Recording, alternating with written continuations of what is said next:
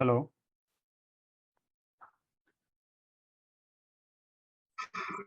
Good morning sir. Good morning. चलो तो आज शुरू करते हैं अभी फटाफट क्या।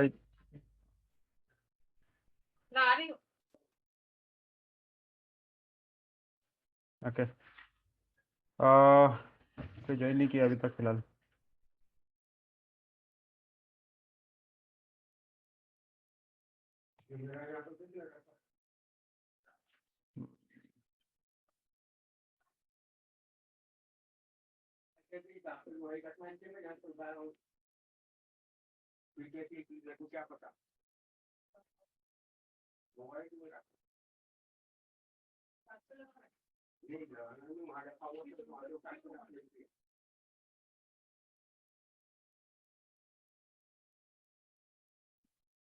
ओके तो स्टार्ट करते हैं। कहाँ तक हम लोग पहुँचे थे उससे आगे।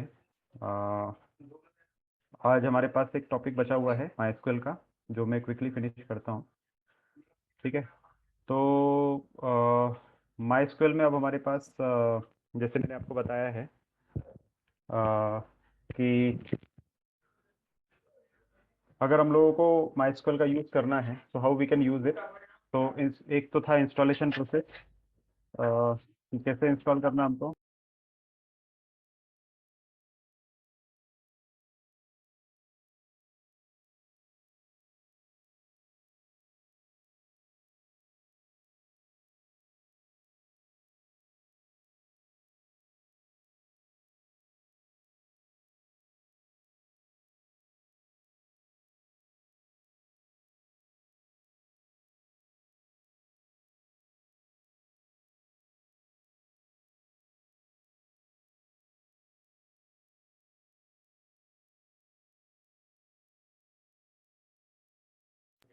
Hello,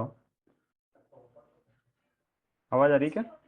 yes sir. हाँ। Yes sir.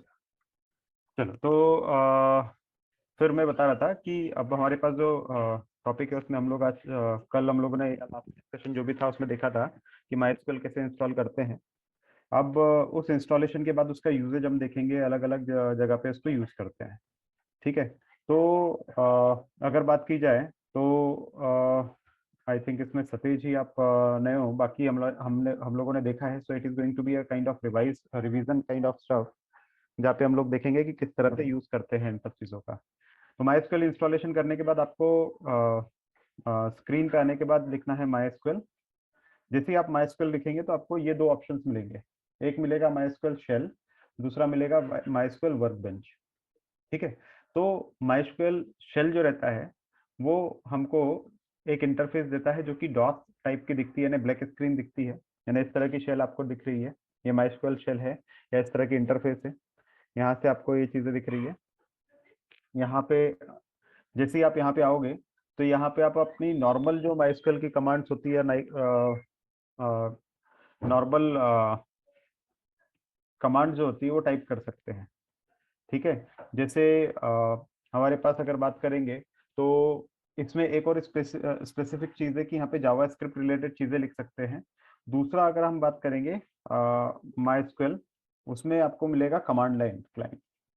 तो ये हमारे पास कमांड लाइन क्लाइंट होता है जिसमें आपको यूजर आईडी और पासवर्ड डालना होता है और फिर आप कनेक्ट कर पाते हैं माइस्क्वेल को। नाउ तीसरी जो इंपॉर्टेंट चीज़ हमारे पास रहती है वो है माइस्क्वेल। वापस लिखोगे आप तो यहाँ पे हमारे पास आ जाएगा वर्क बेंच। अब ये जो वर्क बेंच है इसको जैसे ही आप ओपन करोगे तो इससे आपके पास क्या आ जाएगा कि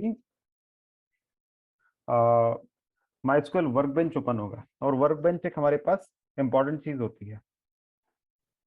वर्क बेंच इंपॉर्टेंट चीज है। इसमें हमारे पास क्या आएगा कि जो वर्क बेंच वाला जो इंटरफेस है वो ओपन अप हो जाएगा। अब वर्क बेंच का क्या इंटरफेस हमारे पास है, तो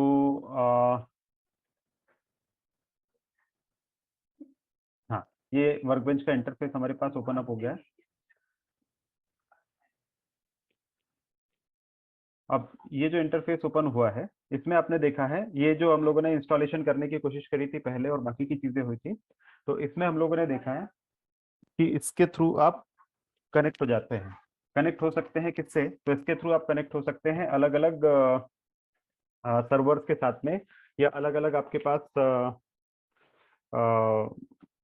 आई वुड से जो सिस्टम्स बने हैं उससे आप कनेक्ट हो सकते हैं। एक मिनट में आप लोगों को और बताता हूँ इसके अंदर कैसे हो सकता है। Just let me connect the pen top.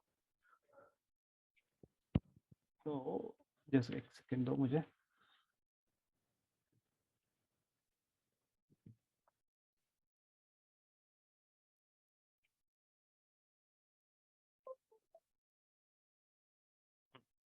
तो अब इसके अंदर कनेक्शन करने के लिए आपको क्या करना रहेगा, तो सिंपल सी बात है।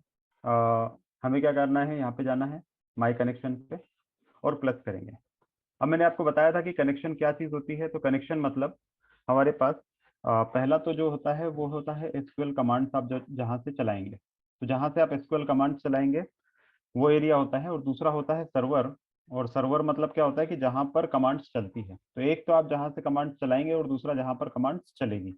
इन दोनों के बीच का जो चीज़ें होती है वो हमारे पास जो होता है इसको बोलते हैं, यानी इन दोनों की चीज़ों को बोलते हैं कनेक्शन बनाना। कनेक्शन बनाना या फिर लिंक करना। तो if you want to link, ये हमारे पास प्रोसेस होती है। अब ये कैसे करेंगे, तो ये एसक्यूएल सर्वर से एसक्यूएल से अपने सर्वर को कनेक्ट करना है लिंक बना के। ठीक है। तो ये जो सर्वर है, जैसा हमने पिछली बार देखा था, ये आपका हो सकता है कंपनी का सर्वर रहेगा। जिस भी कंपनी के लिए आप काम कर रहे हैं, या तो वो हो सकता है, या फिर अगर आपने AWS पे होस्ट किया हुआ है आपका डेटाबेस को, तो ये AWS हो सकता है। ठीक है। या फिर आपका लोकल मशीन हो सकता है। ये हम लोगों ने पिछले डिस्कशन में डिस्कस किया था कि जब भी आपको कनेक्ट करना है, जब भी आपको आपके डेटाबेस को कनेक्ट करना है या डेटाबेस को यूज करना है, तो डेटाबेस को यूज करने के लिए आपका डेटाबेस जो रहेगा कहीं ना कहीं हार्ड ड्राइव में होगा। आपका डेटाबेस जो रहेगा वो कहीं ना कहीं हार्ड ड्राइव में होगा, हार्ड डिस्क में होगा।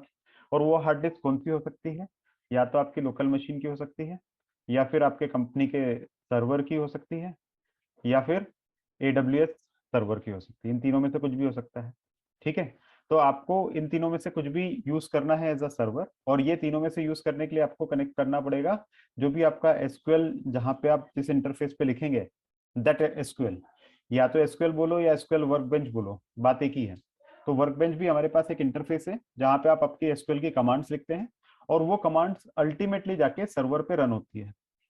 अब ये जो सर्वर है, it may be your local machine, it may be your server of company, और it may be AWS server या फिर कोई भी क्लाउड सर्वर। नाउ AWS मैंने एक नॉर्मल एग्जांपल दिया है, बट ये आपका अज्योर भी हो सकता है, ये GCP भी हो सकता है, ये कोई और क्लाउड भी हो सकता है। तो उससे डायरेक्ट कनेक्ट होती है। तो ये जो कनेक्शन करना है किसका, वर्क बेंच का, विच इज जस्ट इंटरफेस, जो कि आपका एक UI है, सिर्फ यूजर इंटरफेस है, उसको आपको सर्वर के साथ कनेक्ट करना हो तो इस तरह से कनेक्शन के थ्रू आप ये कर सकते हैं। ठीक है। और ये लिंक करने के लिए आपको क्या करना पड़ेगा, ये जो भी चीज है इसका IP एड्रेस आपको देना पड़ेगा। तो IP एड्रेस आपकी लोकल मशीन का जो रहता है वो होता है 127.0.0.1। ये IP एड्रेस होता है लोकल मशीन का।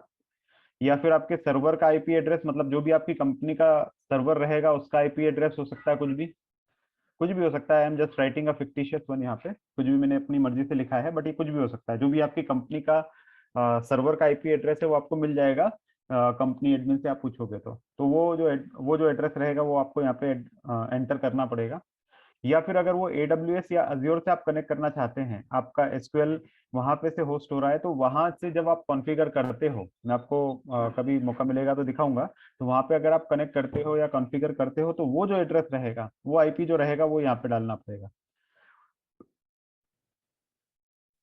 समथिंग ऑफ जो भी उसका IP एड्रेस रहता है, मतलब जो भी मशीन रहती है वो तो IP एड्रेस से ही पहचानी जाती है। तो जो भी IP एड्रेस रहेगा इन तीनों का, वो उठाना है और वो उठा के यहाँ पे आपको डालना रहेगा। ठीक है। तो यहाँ पे आपको IP एड्रेस डालना है उस मशीन का जहां से आपको कनेक्ट होना है। क्लियर। तो ये आपके पास आ गया। एंड देन पोर्ट हमेशा 3306 ही रहने वाला है, क्योंकि हमारा जो SQL रहता है हमेशा 3306 पे कनेक्ट करता है। ठीक। तो ये 3306 पे पोर्ट कनेक्ट करता है, तो इसलिए हम लोगों ने लिख दिया। अब ये लिखने के बाद अब इसको हमको कॉन्फ़िगर करके रन करना है। अच्छा, यहाँ पे यूजर नेम आपने डाला है रूट। एंड देन उसके बाद जो भी उसका पासवर्ड आपने जब इंस्टॉल किया था, मतलब जब हम लोग MySQL इंस्टॉल करते हैं तो MySQL इंस्टॉलेशन के टाइम पे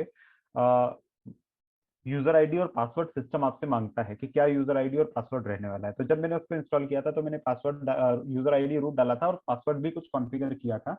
आप एबीसी करो, रूट करो, या जो भी आपको पासवर्ड डालना है, तो वो पासवर्ड आप जो रहेगा स्टोर इन वॉल्ट करके ये ऑप्शन आता है हमारे पास, यहाँ पे आपको वो पासवर्ड डालना है। जैसे ही आप यहाँ पे पासवर्ड डालेंगे तो वो पासवर्ड वॉल्ट में यानी तिजोरी में स्टोर हो जाएगा, किसकी, सिस्टम की। इससे क्या होगा, आप जितनी बार भी कनेक्ट करोगे तो बार बार यूजर आईडी और पासवर्ड आपको डालने की जरूरत नहीं पड़ेगी, ऑटोमेटिकली ये ले लेगा। ठीक है। और उसके बाद यहाँ पे आप टेस्ट कनेक्शन करोगे, तो ये टेस्ट कनेक्शन करते ही आपको दिखाएगा कि कनेक्शन जो है वो सक्सेसफुल हुआ है या नहीं हुआ है। अगर ये सक्सेसफुल का मैसेज आ रहा है, इसका मतलब आपका जो माइस्क्यूएल वर्कबेंच है वो सक्सेसफुली कनेक्ट हो चुका है डेटाबेस के साथ। ठीक है। और अगर यहाँ पे एरर मैसेज आता है, मतलब कहीं ना कहीं यूजर आईडी गलत है, पासवर्ड गलत है, यानी कुछ ना कुछ आपने गड़बड़ कर रखी है। ठीक। ओके करोगे तो नाम मैंने दिया नहीं था, इसलिए मेरे पास मैसेज आया इम्प्रॉपर मैसेज का। ठीक है। एनीवेज, बट आपको लिंक करना है तो यहाँ पे आपको नाम देना पड़ेगा, तो नाम दे दो, कनेक्शन का नाम may be another connection, something, कुछ भी आपको जो डालना है ये आपने डाल दिया। ठीक है। और फिर उसके बाद ओके करके कनेक्ट करोगे, ये कनेक्ट हो जाएगा। और यहाँ पे आप देखोगे तो आपको एक कनेक्शन और मिल गया। तो ये कनेक्शन जो है आप देखो 127.0.0.1.336, ये एक कनेक्शन है। ठीक है। यानी ये लोकल होस्ट के साथ, यानी मेरे लोकल सिस्टम के साथ कनेक्टेड है। ये भी आप देखोगे तो ये भी मेरे लोकल कनेक्शन, लोकल के साथ कनेक्शन है। तो आप ये देखो कि लोकल होस्ट के साथ ये सारे कनेक्शन मैंने बना के रखे हुए हैं। ठीक है। तो ये सारे जो कनेक्शन हैं ये मेरे लोकल सिस्टम को कनेक्ट होते हैं, ये सब। मतलब मैंने अपने लोकल सिस्टम यानी मेरे पीसी के साथ बहुत सारे कनेक्शन बनाए हैं, अलग अलग टेस्टिंग के दौरान, अलग अलग यूजेज के दौरान। वही यहाँ पे दिखा रहा है। बट यहाँ पे ये वाला चीज देखोगे तो ये एक थोड़ा सा डिफरेंट कनेक्शन है, जो कि अगर आप इसको देखोगे तो ये दिखा रहा है database .1 CW something something something. ये जो कनेक्शन है, ये कनेक्शन मैंने बनाया है AWS के साथ, मतलब अमेजन वेब सर्विसेज में मैंने RDS करके सर्विस ली है। तो RDS सर्विस जो रहेगी AWS की, उसके अंदर मैंने कनेक्शन बनाया। RDS कनेक्शन मतलब अपना डेटाबेस के लिए ही है ना, वहाँ पे मैंने एक SQL सर्वर प्रोविजन किया था, और उस SQL सर्वर को मैंने कनेक्ट किया था मेरे लोकल सिस्टम के साथ। तो ये वो कनेक्शन दिखा रहा है यहाँ पे। ठीक है। इसलिए आप देखोगे तो यहाँ पे आईपी भी आपको अलग दिखेगा, बाकी सब जगह आईपी जो है वो सेम है, मतलब मैंने बाकी तो अपने लोकल सिस्टम के साथ कनेक्ट किया। क्लियर है ये? इसमें कोई डाउट हो किसी को तो क्वेश्चन पूछ सकता है इसको। अभी यहाँ पे कनेक्ट नहीं कर पा रहा है क्योंकि मैंने अपना डेटाबेस सर्वर बंद कर दिया वहाँ का, क्योंकि उसका पैसा लगता है। तो वो जो चार्जेस लगते हैं उन चार्जेस को अवॉइड करने के लिए मैंने वो सर्वर शट डाउन कर दिया, बंद कर दिया है। इसलिए यहाँ पे वो कनेक्शन में एरर दिखा रहा है कि कैन नॉट कनेक्ट, ये देखो कनेक्ट नहीं कर पा रहा है। ठीक है। बट बाकी जगह पे कनेक्शन बराबर से बन रहा है। इसका मतलब यही है कि ये सब मेरे लोकल सिस्टम पे, और स्पेशली ये आईपी एड्रेस से आप पहचानो। किसी को कोई क्वेश्चन है इसमें, जल्दी पूछो फटाफट। Any question? आतिक, दीपक, कनिष्क, पुष्पेंद्र, सार्थक, सतेज, जुबैर, कोई क्वेश्चन है? सर मेरा ये क्वेश्चन है सर, जैसे अभी मतलब मेरा एक कनेक्शन मेरा मतलब कि बन चुका है, जो मतलब कि आपने जो सेकंड लोकल बनाया है हाँ। वो कैसे बनाया सर, मतलब कि सही? तो कुछ नहीं है, अपना ये जो वर्क बेंच है, यस सर। ठीक है, और ये आपका लोकल सिस्टम है, मतलब आपका लैपटॉप का हार्ड ड्राइव है। अब यस इन दोनों को सर। कनेक्ट करना है। कनेक्ट करने के लिए आपने एक बार ऐसा कनेक्ट करो, या इसी को 2 बार करो, या 3 बार करो, क्या फर्क पड़ता है? Okay okay sir, okay sir, okay. Data ये अगर इस कनेक्शन के थ्रू आपको डेटा लेना है तो यहाँ से डेटा जाएगा और यहाँ से डेटा आएगा, ऐसे ये जाएगा यस और सर, ये यस। आएगा, मतलब ये होता रहेगा। ठीक है। तो इस तरह से काम होगा। तो चलो कनेक्ट करते हैं किसी भी एक सिस्टम से। मैंने कोई भी उठा लिया, जैसे अनदर कनेक्शन बनाया था तो इसको क्लिक किया मैंने, सर जैसे मेरा क्लिक एक किया। डाउट है। हाँ बोलो, तो एक मिनट। जैसे हाँ, कमांड लाइन कंसोल है। एक मिनट। हाँ, तो जैसे मैंने उसको क्लिक किया तो ये देखो यहाँ पे मैं आ गया। तो आप जो भी कनेक्शन बनाओगे उससे इस इंटरफेस पे आ जाओगे, इस तरह से दिखेगा। ठीक है। और यहाँ पे मुझे ऑलरेडी एग्जिस्टिंग जो भी मेरे पास स्कीमास बना रखे, लाइब्रेरीज बना रखी, वो देखेगी। अभी उसके ऊपर वापस आता हूँ। हाँ दीपक, आप बताओ क्या कुछ। तो मतलब कमांड लाइन से हम कोई स्पेशल एक्टिविटी अचीव करते हैं, लाइक सर्वर रीस्टार्ट, और जो हम इससे नहीं कर सकते वर्क बेंच से? नहीं नहीं नहीं, क्या होता है ना, वर्क बेंच जो है आपका GUI के साथ आता है, मतलब इस तरह के इंटरफेस के साथ आता है जिससे आप आसानी से सब चीजें देख सकते हो। मतलब सिंपल सा आप ये क्वेश्चन पूछ रहे हो कि आप कमांड लाइन यानी डॉस टाइप का सिस्टम या यूनिक्स सिस्टम कैसे जो है अलग है विंडोज के साथ में। तो Right. विंडोज और यूनिक्स में क्या अंतर है? तो सिंपल सी बात है कि विंडोज में जो भी आपका काम रहता है वो इस तरह की जीयूआई में होता है, फोल्डर बने होते हैं, माउस का यूज कर करके आप बहुत अच्छे से यूज कर सकते हो सारी चीजें। ठीक है ये। और लाइनेक्स में क्या होता है? तो लाइनेक्स में आपके पास ऐसा कमांड लाइन टाइप का इंटरफेस मिलता है। जो भी आपको काम करना है, इवन एक फोल्डर भी खुलना है तो आपको कमांड लिखनी पड़ती है। ये तो ये लाइनेक्स होता है, इस तरह का इंटरफेस जो होता है वो लाइनेक्स होता है। तो जिसके अंदर अगर आपको छोटा सा भी कोई काम करना है, एक फाइल भी बनानी है तो, या डायरेक्टरी भी चेंज करनी है तो cd डॉट डॉट आपको लिखना पड़ता है, यानी कमांड लिख लिख के आपका काम चलता है। तो वही डिफरेंस है शेल में और वर्कबेंच में। वर्कबेंच में आपका क्या रहेगा, माउस के क्लिक के साथ और बहुत सारी चीजें आपके सामने दिखती है आपको। हाउएवर जो शेल रहता है उसके अंदर हर चीज के लिए आपको कमांड लिखनी पड़ेगी इस तरह की ब्लैक स्क्रीन पे। ये डिफरेंस है दोनों में। Okay. ठीक है, बाकी और कोई डिफरेंस नहीं है। तो MySQL वर्कबेंच हमारे पास इस तरह का इंटरफेस दिख रहा है। अब इस इंटरफेस के अंदर आप अलग अलग कमांड्स को रन कर सकते हैं। नाउ एसक्यूएल की बहुत सारी अलग अलग कमांड्स होती है, छोटी छोटी कमांड्स होती है। सबसे पहला हमारे पास जो मैं बता रहा हूँ आप लोगों को, वो होती है हमारे पास कैसा स्ट्रक्चर होता है एसक्यूएल का। तो एसक्यूएल जो भी हमारा रहता है, जैसा मैंने बताया था कि आपको इस तरह का स्ट्रक्चर सेव करना है आपको डेटाबेस में, टेबुलर स्ट्रक्चर। तो इसमें हमारे पास ये तो जो होते हैं ये होते हैं कॉलम्स, और ये हमारे पास जो होती है वो होती है रोज। ठीक है, तो रो मतलब जैसे कोई भी एक्सेल आप शीट खोलेंगे तो एक्सेल शीट के अंदर ये हमारे पास तो हो जाते हैं रोज, और ये हमारे पास हो जाते हैं कॉलम। अब आपको अगर कॉलम्स एक्सेस करना है या रोज एक्सेस करना है, ये जो पूरा स्ट्रक्चर बना है कॉलम और रो का कॉम्बिनेशन, ये कॉलम प्लस रो का जो कॉम्बिनेशन है, ये जो स्ट्रक्चर हमारे पास बना है, इस स्ट्रक्चर को हम लोग क्या बोलते हैं? इसको बोलते हैं टेबल। एसक्यूएल में क्या बोलते हैं? इसको टेबल बोलते हैं। अब ये जो टेबल हमारे पास बोल रहे हैं इसको, ये तो हुआ टेबल। और इसी के साथ में बहुत सारे टेबल्स हो सकते हैं कि आपको रखना पड़े। जैसे आप सपोज कोई एचआर सिस्टम पे काम कर रहे हैं, तो एचआर सिस्टम पे काम कर रहे हो तो एचआर सिस्टम के अंदर हमारे पास हो जाएगा एम्प्लॉय इंफॉर्मेशन, या फिर हो जाएगा एम्प्लॉय पास्ट वर्क हिस्ट्री, या फिर उसका सैलरी इंफॉर्मेशन, या फिर लीव इंफॉर्मेशन। ऐसे अलग अलग चीजें हो सकती है एम्प्लॉय की। अब या तो आप क्या करो कि सारी की सारी इंफॉर्मेशन को एक ही टेबल में रख दो। जब आप सारी इंफॉर्मेशन को एक ही टेबल में रखोगे तो टेबल बहुत लंबा हो जाएगा, और उसके ऊपर जब आप क्वेरीज मारोगे तो बहुत ज्यादा हेवी क्वेरीज हो जाती है। वो हेवी क्यों हो जाती है? कि सिंपल सी बात है कि अगर आपके पास एक टेबल है और उसके अंदर 3 कॉलम है, तो इसका जो भी साइज होगा, इसका साइज लेट से 10 MB होता है।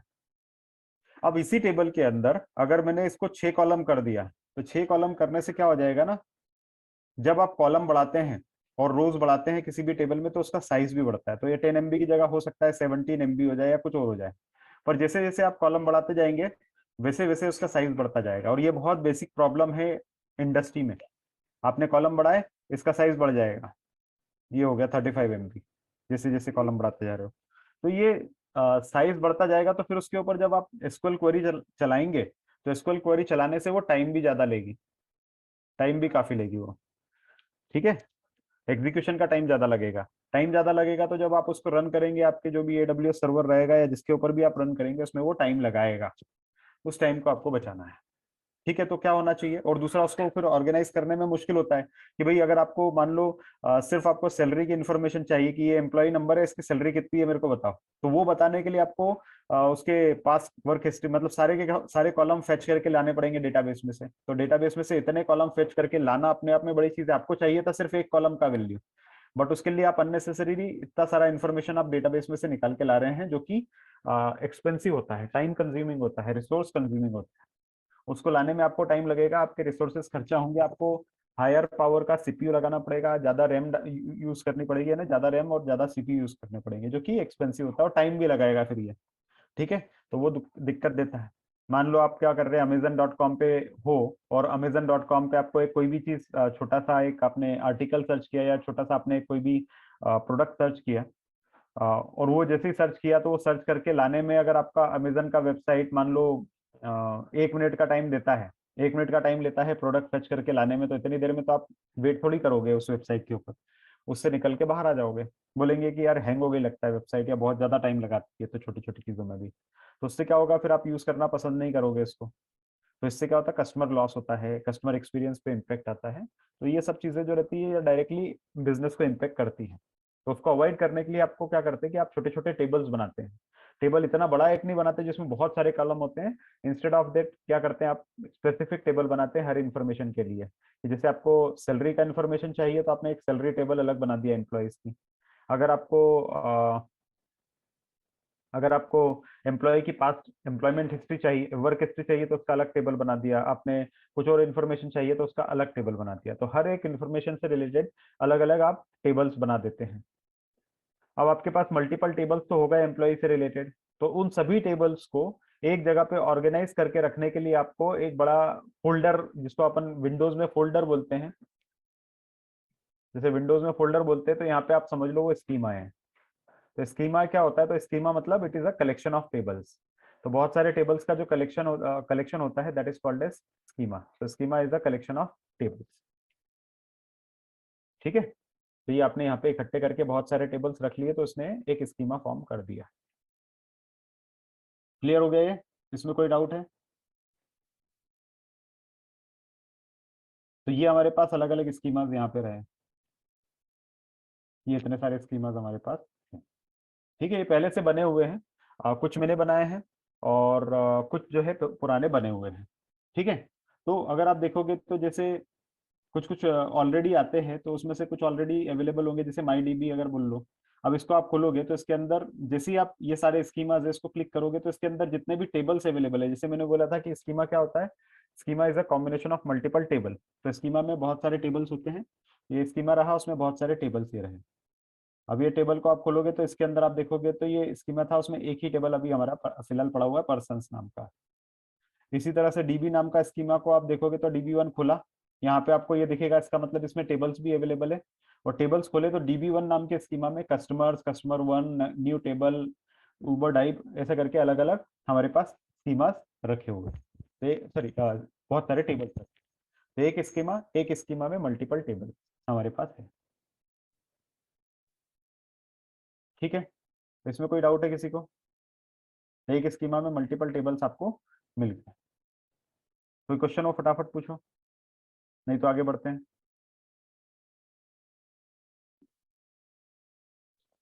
All done? चलो, तो अब यहाँ पे हम लोग इसको रन करके देखते हैं। जैसे ही आपने कस्टमर नाम का जो टेबल था उसको ओपन करके देखा, तो उसमें अलग अलग कॉलम्स है, इंडाइसेस है, फॉरेन की है, ट्रिगर्स है। तो ये कॉलम्स है, इसको यहाँ पे अगर आप क्लिक करोगे, ये कस्टमर्स के यहाँ पे अगर आप देख रहे हो इसको, इसको क्लिक करोगे तो क्या होगा, इसके अंदर का जो डेटा रहेगा वो आपको दिखेगा कि इसके अंदर क्या स्टोर्ड है। तो जैसे ही आपने इसको क्लिक किया तो इसके अंदर डेटा है, राम श्याम जो भी हमारे पास है, ये सारे डेटा आपको दिख जाएंगे। ठीक है, तो ये इसके रिकॉर्ड हमको दिख गए, या ये पूरा टेबल हमको दिख गया कि इसके अंदर क्या क्या है। ऐसे ही हमारा जो डेटा रहता है जब आप रन करते हो, अलग अलग क्वेरीज रन करते हो या अलग अलग सिस्टम रन करते हो, तो वैसे भी दिखता है वो। ठीक है, तो ये आपको यहाँ पे दिखना शुरू हो गया। अब टेबल के अंदर क्या स्टोर है आपको पता चल गया, स्कीमा क्या होता है पता चल गया, उसकी कॉलम्स जो रहेंगे वो कौन कौन से हैं वो आपको यहाँ से दिख गए। ये बहुत सारी चीजें आपको यहाँ पे पता चल गई है, और डेटा जो अंदर स्टोर्ड है वो भी दिख गया। अब ये देखने के बाद इसको यूज कैसे करते हैं, तो यहाँ पे जो भी आपने टेबल्स वगैरह बनाए हैं उनको एक्सेस करना है, उनको यूज करना है। तो यूज करने के लिए हमारे पास जो भी आपने टेबल बनाया है, ये जो टेबल आपने बनाया है इसके अंदर मल्टीपल कॉलम्स हैं। जैसे अगर आप देखोगे तो यहाँ पे कॉलम में नेम है, एज है, सैलरी है, एड्रेस है, ये अलग अलग चीजें हमारे पास है। अब इनको यूज करना है, तो इनको यूज करने का तरीका क्या होता है, तो यूज करने का तरीका होता है अलग अलग क्वेरीज चलाना, क्वेरीज रन करना। ठीक है, अलग अलग क्वेरीज रन करना जिनको हम लोग बोलते हैं एसक्यूएल क्वेरीज। तो एसक्यूएल क्वेरीज रन करना रहता है आपको, तो वो रन करते हैं। अब एसक्यूएल क्वेरीज कैसे रन करते हैं या क्या क्या एसक्यूएल क्वेरीज होती हैं वो देखते हैं हम लोग। ठीक है, तो एसक्यूएल क्वेरीज कौन कौन सी हमारे पास रहेगी, तो हमारे पास एक होती है सिलेक्ट क्वेरी, एक हमारे पास होती है सिलेक्ट क्वेरी होती है, एक होती है क्रिएट क्वेरी, और भी बहुत सारी अलग अलग क्वेरी होती है, इंसर्ट होती है। फिर उसके बाद हमारे पास अगर आपको जैसे डेटाबेस अभी ये क्या क्या होती है पहले मैं धीरे धीरे करके आपको बताता हूँ, फिर उसके ऊपर आगे बढ़ेंगे। तो पहला देखते हैं सिलेक्ट क्वेरी क्या होती है, क्रिएट क्वेरी क्या होती है, इंसर्ट क्वेरी क्या होती है। ठीक है, तो सिलेक्ट क्वेरी क्या रहेगी, तो सिलेक्ट क्वेरी मतलब ये हमारे पास पूरा टेबल है और इस टेबल में से आपको रिकॉर्ड सिलेक्ट करके लाने हैं। तो ये टेबल है, टेबल में से रिकॉर्ड्स आपको सिलेक्ट करके लाने हैं। अगर तो कैसे सिलेक्ट करके आप रिकॉर्ड्स टेबल में से लाएंगे, ये सिलेक्ट क्वेरी आपको बताता है। ठीक है, तो ये हमारे पास टेबल है, आप टेबल में से रिकॉर्ड्स सिलेक्ट करके लाने हैं। कैसे सिलेक्ट करके आप लाओगे, सिंपल सी बात है, सिलेक्ट क्वेरी से आपको रिकॉर्ड्स मिलते जाते हैं। तो उसके लिए आपको क्या करना पड़ेगा, जस्ट एक मिनट।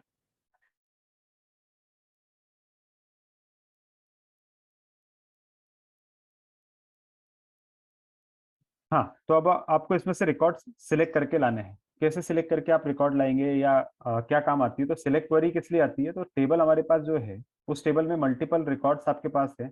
इन मल्टीपल रिकॉर्ड्स जो भी आपके पास है टेबल के अंदर, इन रिकॉर्ड्स को आपको फेच करके लाना है, यानी लेके आना है हमको। इनको फेच करके कैसे आप लाएंगे, तो ये जो रिकॉर्ड्स है इनको फेच करके लाने के लिए आपको क्या करना पड़ेगा, सिंपल सी बात है, सिलेक्ट क्वेरी चलानी है। सिलेक्ट क्वेरी क्या होती है, select star from and then उसके बाद डेटाबेस का name, select star from and then database का नाम आपको यहाँ पे लिखना पड़ेगा। इस तरह से आप रिकॉर्ड्स को सिलेक्ट कर सकते हैं सिलेक्ट क्वेरी के थ्रू। ठीक है, तो रिकॉर्ड्स को आप कैसे सिलेक्ट कर रहे हो सिलेक्ट क्वेरी के थ्रू, इस तरह से सिलेक्ट स्टार फ्रॉम डेटाबेस का जो भी हमारे पास नाम रहेगा उसके थ्रू ये सिलेक्ट क्वेरी चलती है। ठीक है, तो अगर आप इसकी बात करेंगे तो ओवरऑल सिलेक्ट क्वेरी किस लिए यूज हुई है, कोई बताएगा सिलेक्ट क्वेरी किस लिए यूज हुई। डेटा को फेच करने के लिए। डेटा को फेच करना अगर आपको, तो सिलेक्ट क्वेरी का यूज होता है। ठीक है, और तरीका क्या होता है, तो उसका कन्वेंशन है सिलेक्ट, क्वेरी का नाम जो है सिलेक्ट, तो सिलेक्ट ही लिखा। स्टार मतलब क्या होता है, तो स्टार ये हमको बताता है कि कौन कौन से कॉलम आपको सिलेक्ट करके ला रहे हैं, कॉलम नेम, कौन कौन से कॉलम आपको सिलेक्ट करके लाने हैं। तो आपको ये पूरे टेबल में से क्या आपको सिर्फ नेम चाहिए, या सिर्फ एज चाहिए, या सिर्फ एड्रेस चाहिए, या सैलरी चाहिए, या फिर सभी चाहिए। स्टार का मतलब होता है मुझे सारे कॉलम निकाल के ले आओ, और अगर सिर्फ नेम आपने मेंशन कर दिया, इसका मतलब क्या हुआ कि इस टेबल में सिर्फ नेम नेम निकाल के लाओ, बाकी सभी रहने दो। ठीक है, या फिर आपको कोई और कॉलम चाहिए, तो 2 या 3 कॉलम चाहिए तो उनके नाम एक के बाद एक लिख दो। ठीक है, वो मैं आपको धीरे धीरे करके रन करके दिखाऊंगा, बट स्टार का मतलब होता है सभी। तो इसका मतलब होता है सिलेक्ट करो, क्या सिलेक्ट करो, तो सिलेक्ट करो सभी के सभी कॉलम, सिलेक्ट करो सभी के सभी कॉलम। कहाँ से सिलेक्ट करो, तो फ्रॉम, कहाँ से सिलेक्ट करना है, तो फ्रॉम। फिर उसके बाद आपको यहाँ पे देना पड़ेगा टेबल का नेम। तो टेबल का नाम क्या है यहाँ पे, तो टेबल का नाम हमारे, इस टेबल का नाम क्या है, तो इस टेबल का नाम हमारे पास है क्या था, DB1। तो DB1 हमारे टेबल का नाम था, तो ये हमने दे दिया DB1 में से सिलेक्ट करके लाओ। तो सिलेक्ट करके लाओ क्या, सभी, सिलेक्ट करके लाओ सभी कॉलम्स। कहाँ से लाओ, तो लेके आओ DB1 नाम के कॉलम में से। और DB1 नाम का जो कॉलम, DB1 नाम का जो टेबल है, वो टेबल कहाँ पर रिसाइड करता है, तो DB1 नाम का जो टेबल है वो हमारे कस्टमर्स, सॉरी DB1 नहीं, टेबल का नाम हमारे पास क्या है, तो टेबल का नाम है कस्टमर्स। टेबल का नाम क्या है, कस्टमर्स। तो कस्टमर्स नाम के टेबल के अंदर से निकाल के लाओ। तो कस्टमर्स नाम का जो टेबल है उसमें से आपको सारे रिकॉर्ड निकाल के लाने हैं। और ये जो कस्टमर्स नाम का टेबल है वो कहाँ पे लाई करता है, तो ये लाई करता है DB1 नाम के स्कीमा में। तो DB1 नाम के स्कीमा में, तो इसलिए DB1 डॉट कस्टमर्स आपने लिख दिया। ठीक है, तो select all the columns from DB1 from customer table which is available in DB1।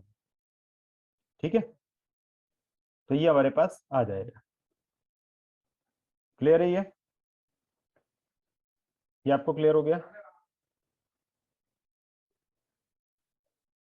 सो यही आपने यहाँ पे करा है, select star from DB1 customers. ये आपने लिखी नहीं है, आपने तो क्या करा था,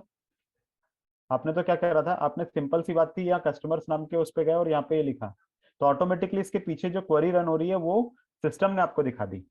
तो आपके पास 2 ऑप्शन है, या तो आप यहाँ से माउस और कर्सर का यूज करके क्लिक करेंगे पर्टिकुलर टेबल पे तो आपको डेटा दिखेगा, या तो ये हो सकता है। बट जब ये दिखता है तो ऑटोमेटिकली पीछे क्वेरी रन होती है इसके। तो या तो आप माउस के क्लिक के थ्रू इसको ऑपरेट कर लो, या फिर आप अपने खुद हाथ से क्वेरी लिख लो। अगर आपको हाथ से क्वेरी लिखना अपने थ्रू लिखना है तो आप खुद भी लिख सकते हैं, टाइप कर सकते हैं क्वेरी को। जैसे यहाँ पे कैसे टाइप करेंगे, तो सिंपल सी बात है, सिलेक्ट, ठीक है, सिलेक्ट, और उसके बाद सारे कॉलम फ्रॉम, देन उसके बाद db1 डॉट कस्टमर्स, ये आपने लिखा। और ये लिखने के बाद इसको रन करना है क्वेरी को। तो रन करने के लिए आपके पास ये ऑप्शन आता है, execute selected portion of the script. तो ये जैसे ही आपने करा तो ये रन हो जाएगा। तो ये जो है, ये बटन जो है, इससे आप रन कर सकते हैं। ये रन हो गया, ठीक है। फिर मैंने आपको बताया था कि सिलेक्ट करना है, तो आपने सिलेक्ट तो लिखा, और सिलेक्ट लिखने के बाद स्टार की जगह, स्टार का मतलब क्या होता है, सारे के सारे कॉलम निकाल के लाओ। अब मुझे सभी कॉलम नहीं चाहिए, मुझे तो ये पता करना है कि इसके अंदर नेम्स क्या है एम्प्लॉइज के। तो सिर्फ आपको यहाँ पे लिखना है नेम।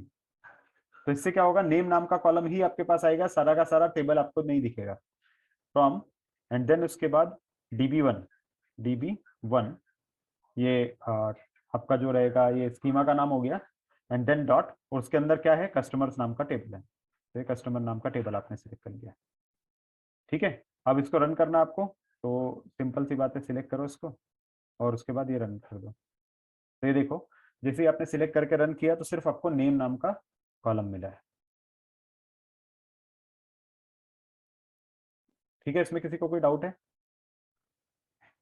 पिछला वाला जो मैंने रन किया था उसमें एरर था, किसी ने बताया नहीं मुझे, बट इसमें एरर था। ये एरर आया था क्योंकि मैंने क्या करा था, यहाँ पे टाइपिंग में D1 लिख दिया था। D1 ले लिया था गलती से, db1 होना चाहिए था वो, ठीक है। तो इस तरह से आप यहाँ पे इसको वर्क कर सकते हैं। ये बहुत इंपॉर्टेंट है, कई बार इसके अराउंड भी क्वेश्चनिंग हो जाती है, ठीक है। तो you should be pretty much careful about it. फिर इसके बाद जैसे ही सिलेक्ट, अब आपको मान लो सिर्फ नेम नहीं करना है, नेम के साथ में कुछ और भी कॉलम चुनने हैं। जैसे नेम एक कॉलम है, इसके अंदर और कौन सा कॉलम होता है, तो और कौन सा कॉलम है इस कस्टमर्स टेबल में, एज भी है। तो नेम भी मुझे चाहिए और उसकी एज भी चाहिए एम्प्लॉय की। तो ये नेम कॉमा एज लिख दो,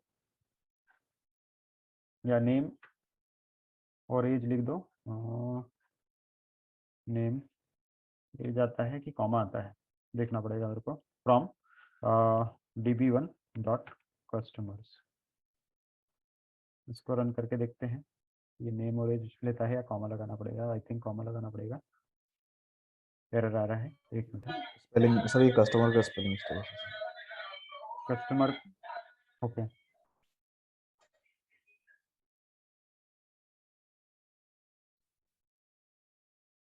अब इसको रन करके देखते हैं।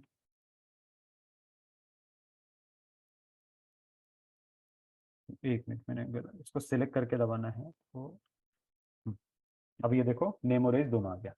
इसको पीछे वाले को हटा देता हूँ मैं, ताकि कन्वीनियंट रहेगा। क्या हो रहा है, वो हर बार पुराना वाला भी रन हो जा रहा है। फिर अभी हमने लिया और इसके बाद में ये रन का बटन दबाया आपने, तो ये देखो नेम भी आ गया, एज भी आ गया, ठीक है। तो ये हमारे पास क्या होता है कि इससे हम लोगों के पास एक कैपेबिलिटी आ जाती है, जिससे हम लोग क्या कर सकते हैं कि मोर देन वन कॉलम भी आप सिलेक्ट करके ला सकते हो। तो पहला, अगर आपको सारे कॉलम लाने हैं तो स्टार लगाओ यहाँ पे।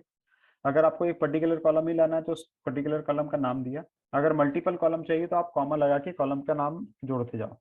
एज भी आ गया आपको, मान लो और कौन सा कॉलम चाहिए, एड्रेस चाहिए तो एड्रेस भी लिख दो यहाँ पे, ठीक है, और रन कर दो। नेम एज एड्रेस खत्म हो गया, ठीक। तो इस तरह से इसके अंदर आप मल्टीपल चीजें रन कर सकते हो बाय यूजिंग सिलेक्ट क्वेरी। अभी किसी को डाउट है तो वो पूछ सकता है, they can ask the question. Sir ये स्कीमास कैसे एंटर होंगे इसके अंदर? स्कीमास कैसे एंटर होंगे? Yes sir. मतलब ये सर एसक्यूएल से मतलब कि जो लोकल सर्वर पे तो अपन आ गए सर। हाँ। देन जो हमारे पास लोकल में जो चीजें हैं, मतलब कि मतलब मेरे अभी से मेरे पास स्कीमास वगैरह नहीं है, या फिर मेरे पास भी फोल्डर बना नहीं है, तो उसको कैसे करेंगे सर?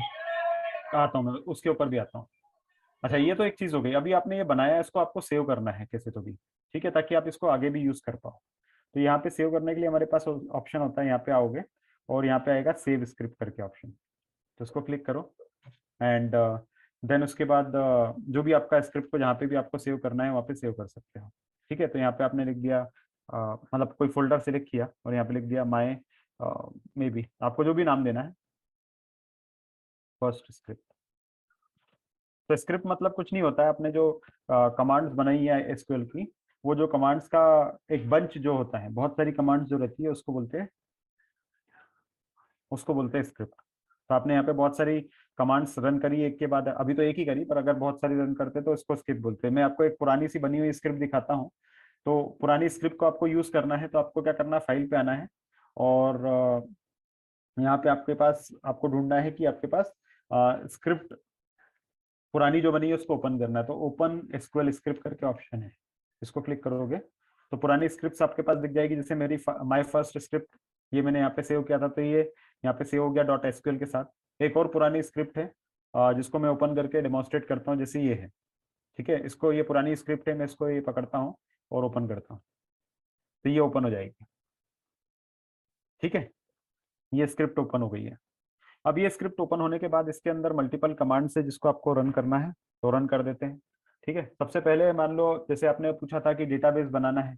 डेटाबेस बनाना है मतलब ये हमारे पास डेटाबेस मतलब अगेन बड़ी कलेक्शन होता है और कलेक्शन के अंदर ही हमें, एक मिनट, पेन कहाँ गया,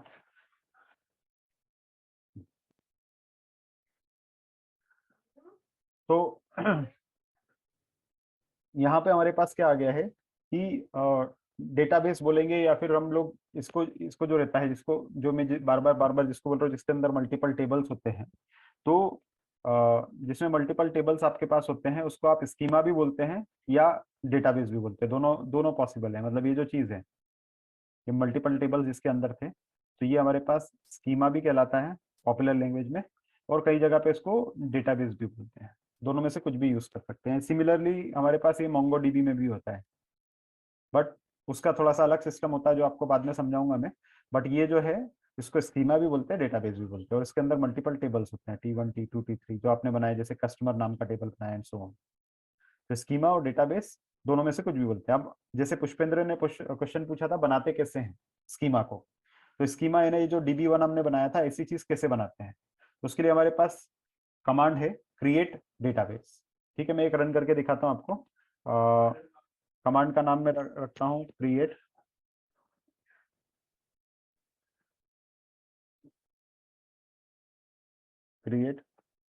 और उसके बाद डेटाबेस। ठीक है, और डेटाबेस का नाम दे दो, तो डेटाबेस का नाम लेट्स से मैं नाम देता हूँ न्यू। अगर ये एग्जिस्टिंग नहीं होगा तो प्रॉब्लम नहीं करेगा, तो ये मैंने किया, मतलब क्या बोला मैंने कि क्रिएट करो एक डेटाबेस, उसका नाम दो न्यू और उसको रन कर दो। देखोगे यहाँ पे हमारे पास मैसेज आ गया कि डेटाबेस न्यू जो है हमारा क्रिएट हो गया है और रो जो है उसके अंदर अफेक्टेड नहीं है। मतलब एक रो हमारे पास इसमें बनी है बट एक डेटाबेस न्यू नाम का क्रिएट हो गया है। तो देख लेते हैं डेटाबेस न्यू बना है कि नहीं बना है या कहाँ पे बना है।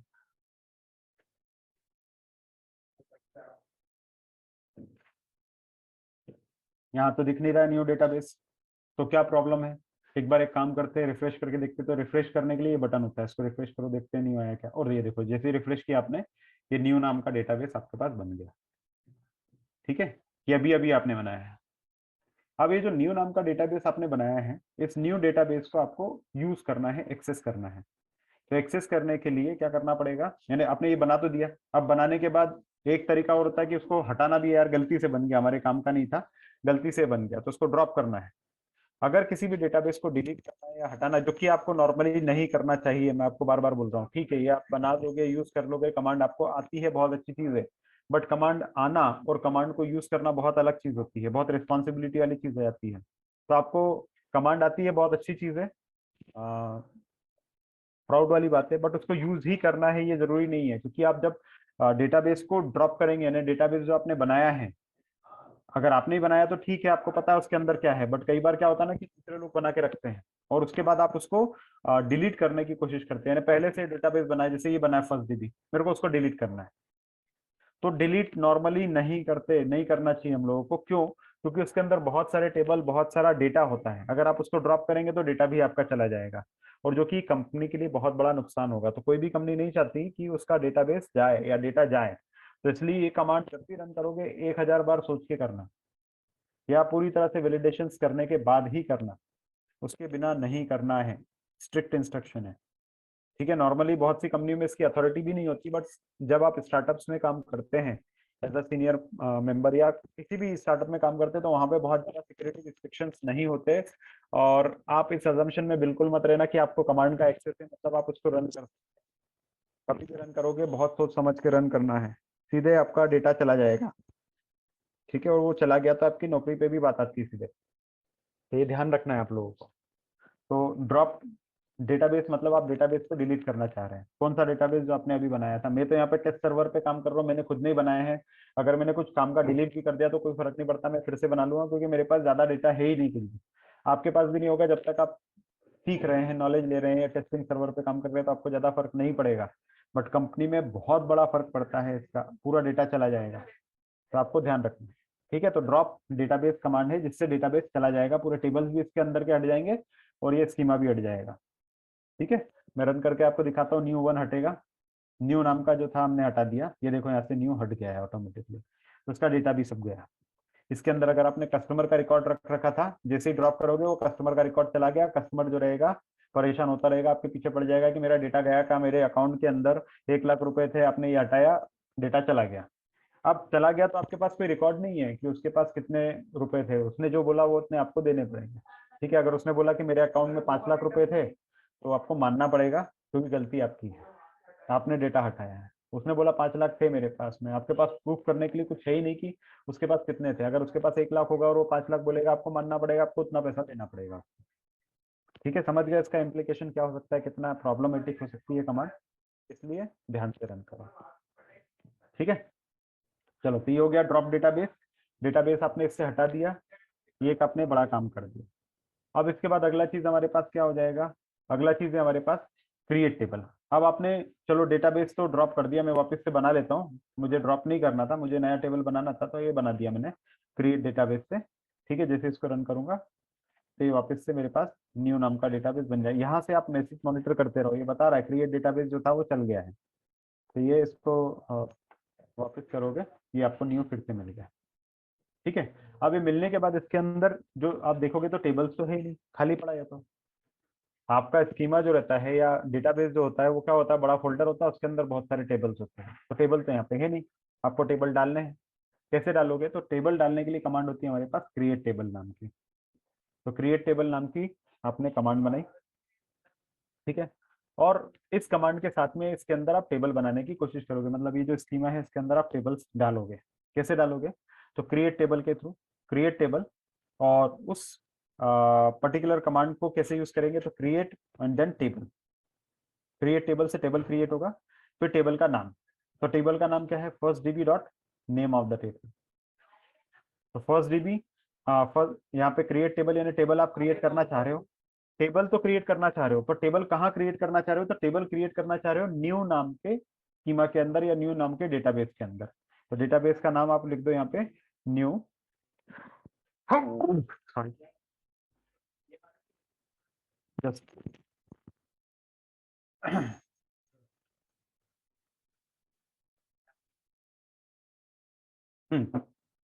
तो टेबल आप किस में बनाना चाह रहे हो? तो टेबल आप बनाना चाह रहे हो न्यू नाम के स्कीमा के अंदर। यहाँ पे आप लिख दो न्यू, और फिर उसके अंदर टेबल का नाम आपको लिखना पड़ेगा। तो टेबल का नाम क्या बोल सकते हैं? फर्स्ट नाम का टेबल आपने बना दिया, फर्स्ट नाम का बना, आपको जो नाम देना वो नाम दो, ABC XYZ, ठीक है। और ये जो फर्स्ट नाम का टेबल बनाया है उसमें क्या क्या कॉलम आएंगे, वो कॉलम्स आपको डिफाइन करने पड़ेंगे। तो जो भी आपने टेबल बनाया है उसमें कॉलम्स कौन कौन से होने वाले हैं? उसमें हमारे पास कॉलम का नाम होना है, मान लो नेम नाम का एक कॉलम होगा, तो नेम नाम का आपने एक कॉलम ले लिया। अब नेम जो होते हैं वो हमेशा कैरेक्टर टाइप के होते हैं, तो आपने कैरेक्टर टाइप का लिया है, इसको 50 कैरेक्टर का हो गया। तो नेम नाम का आपने कॉलम लिया जो कि 50 कैरेक्टर का होने वाला है, ठीक है। देन उसके बाद सरनेम नाम का एक कॉलम लिया जो कि अगेन 50 कैरेक्टर का होने वाला है। तो आपने क्या किया, न्यू नाम का टेबल बनाया और न्यू नाम के टेबल में नेम और सरनेम नाम का आपने क्या किया हुआ है, 2 कॉलम्स ऐड करें। तो इसको सिलेक्ट करो और इसको रन करो। जैसे ही आप रन करोगे आपने इसने मैसेज दिया कि क्रिएट टेबल जो था वो सक्सेसफुली रन हो गया है, मतलब ये कमांड रन हो गई है। अब इसको आप रिफ्रेश करके देखोगे तो ये देखोगे तो ये जो न्यू वाला था इसके अंदर ये ड्रॉप डाउन आने लग गया और इस ड्रॉप डाउन को ओपन करोगे तो इसमें फर्स्ट नाम का एक टेबल भी बन गया है। इसको अगर आपको देखना है कि इसके अंदर क्या कंटेंट है तो कैसे चेक करोगे, तो सिंपल सी बात है, अगर आपको चेक करना है कि इसके अंदर क्या है तो सिलेक्ट स्टार, स्टार मतलब सारे कॉलम फ्रॉम, और इस टेबल के अंदर क्या है ये आपको चेक करना है, तो ये रन कर दो इसको।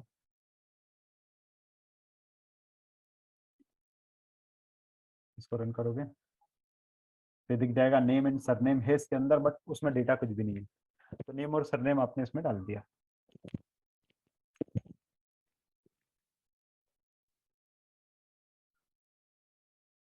ठीक है, कोई डाउट इसमें, कोई क्वेश्चन?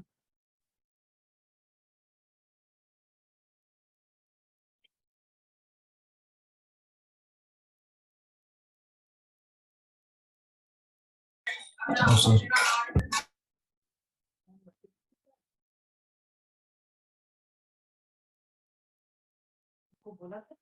ठीक है, तो ये सब चीजें अभी हो गई। अब इसके बाद क्या किया जाए तो अब ये जो आपने डाल दिया इसके अंदर टेबल्स भी आ गए। अब टेबल्स आने के बाद और क्या काम किया जाए, तो टेबल के अंदर आपको डेटा भी डालना पड़ेगा। ठीक है, टेबल आपने बना दिया है, उसके अंदर आपने कॉलम्स भी डाल दिए। कॉलम इसके अंदर क्या है, टेबल के अंदर नेम और सरनेम नाम का कॉलम है। अब इसमें टेबल में एंट्री भी करनी पड़ सकती है, तो भाई ये जो अब डेटा है यहाँ पे कुछ भी नहीं, खाली पड़ा है। तो पहला काम हो गया इसके अंदर डेटा को डालना। कैसे डेटा को डाला जाए, तो उसको डालने के भी 2-3 तरीके होते हैं अलग अलग। ठीक है, जैसे एक तो अगर आपको यहाँ पे इसको एडिट करना है तो एडिट करने के भी अलग अलग तरीके होते हैं। ये अगर आप देखोगे तो एक तरीका सिंपल वाला मैं आपको बता रहा हूँ, दूसरा कमांड के थ्रू भी बताऊंगा। तो पहला तो ये आपके पास आ गया। अब इसके अंदर डेटा डालना है, तो अभी आप यहाँ देखोगे तो ये रीड ओनली मोड में दिख रहा है, बट अगर इसको आप यहाँ पे क्लिक करोगे तो ये जो देखोगे तो ये नेम और एज जो है वो अभी तो रीड ओनली मोड में है, बट जब ये आप ये रीड ओनली मोड में नहीं होता है, नॉर्मल मोड में होता है, तो आप यहाँ पे ये क्लिक करते हो तो यहाँ पे ये एंटर करने का आपको ऑप्शन देता है कि यहाँ पे आप वैल्यूज एंटर कर सको। ये वैल्यू आप यहाँ पे एंटर कर पाते हैं। ठीक है, बट मैं आपको कमांड वाला तरीका भी बताता हूँ। ये तो आपने रीड ओनली मोड हटा दोगे तो ऑटोमेटिकली चलेगा। अभी इसको एक मिनट, रीड ओनली मोड अभी है। एनीवेज, यहाँ पे अगर आपको एंटर करना है कमांड के थ्रू, तो कमांड के थ्रू वैल्यूज कैसे एंटर करेंगे वो पहले मैं बता देता हूँ आपको। कमांड के थ्रू क्योंकि वैल्यू एंटर करना है तो उसके लिए आपको क्या करना पड़ेगा, इंसर्ट करके कमांड होती है, उससे आपको काम चलाना पड़ेगा। ठीक है, इंसर्ट का क्या काम होता है कि यहाँ पे रो में वैल्यू इंसर्ट करो।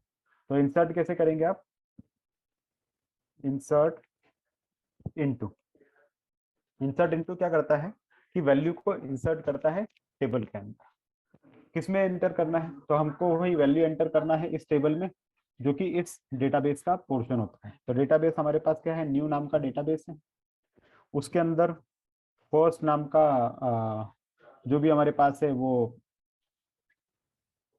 न्यू नाम का इसमें हमारे पास क्या है, न्यू नाम का डेटाबेस है और उसमें फर्स्ट नाम का टेबल है। इस फर्स्ट नाम के टेबल के अंदर हमको क्या करना है, तो इस फर्स्ट नाम के टेबल में हमको वैल्यूज एंटर करवानी है। ठीक है, तो किस किस में करवानी है, तो आपको नेम में करवानी है और सरनेम में करवानी है। तो नेम है और सरनेम भी है इसमें, ये दोनों कॉलम का नाम है। तो फर्स्ट नाम का जो हमारे पास टेबल था, न्यू के अंदर फर्स्ट नाम का जो टेबल था उसमें नेम और सरनेम ये दोनों है।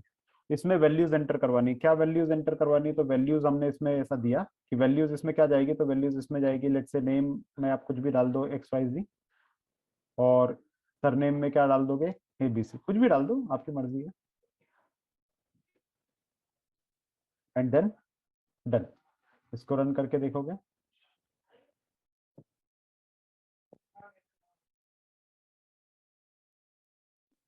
नो नो, ओके क्या गड़बड़ हुआ है? हाँ, ये एक्चुअली कैरेक्टर टाइप के है, तो इसको हमको ऐसा देना पड़ेगा।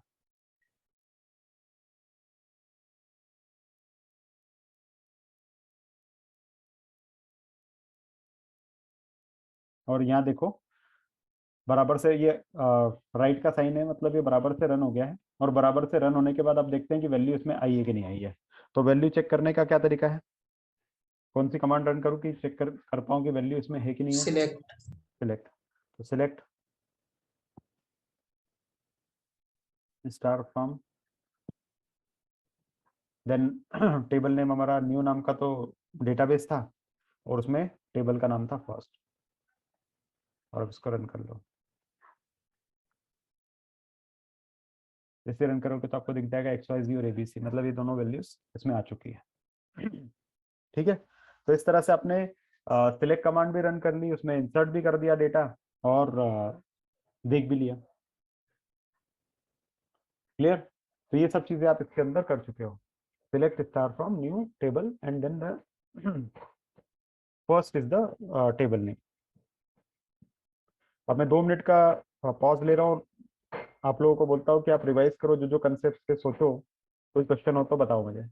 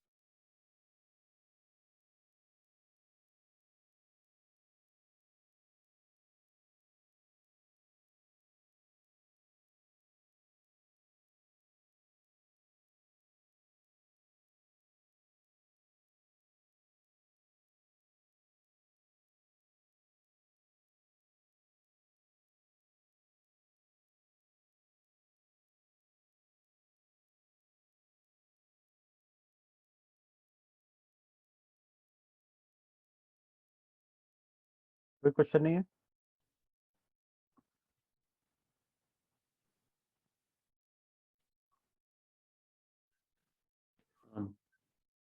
से एक चीज पूछनी थी मुझे। हेलो। हाँ बोलो ना। सर इससे रिलेटेड नहीं है, बट एक जनरलाइज पूछ रहा हूँ मैं।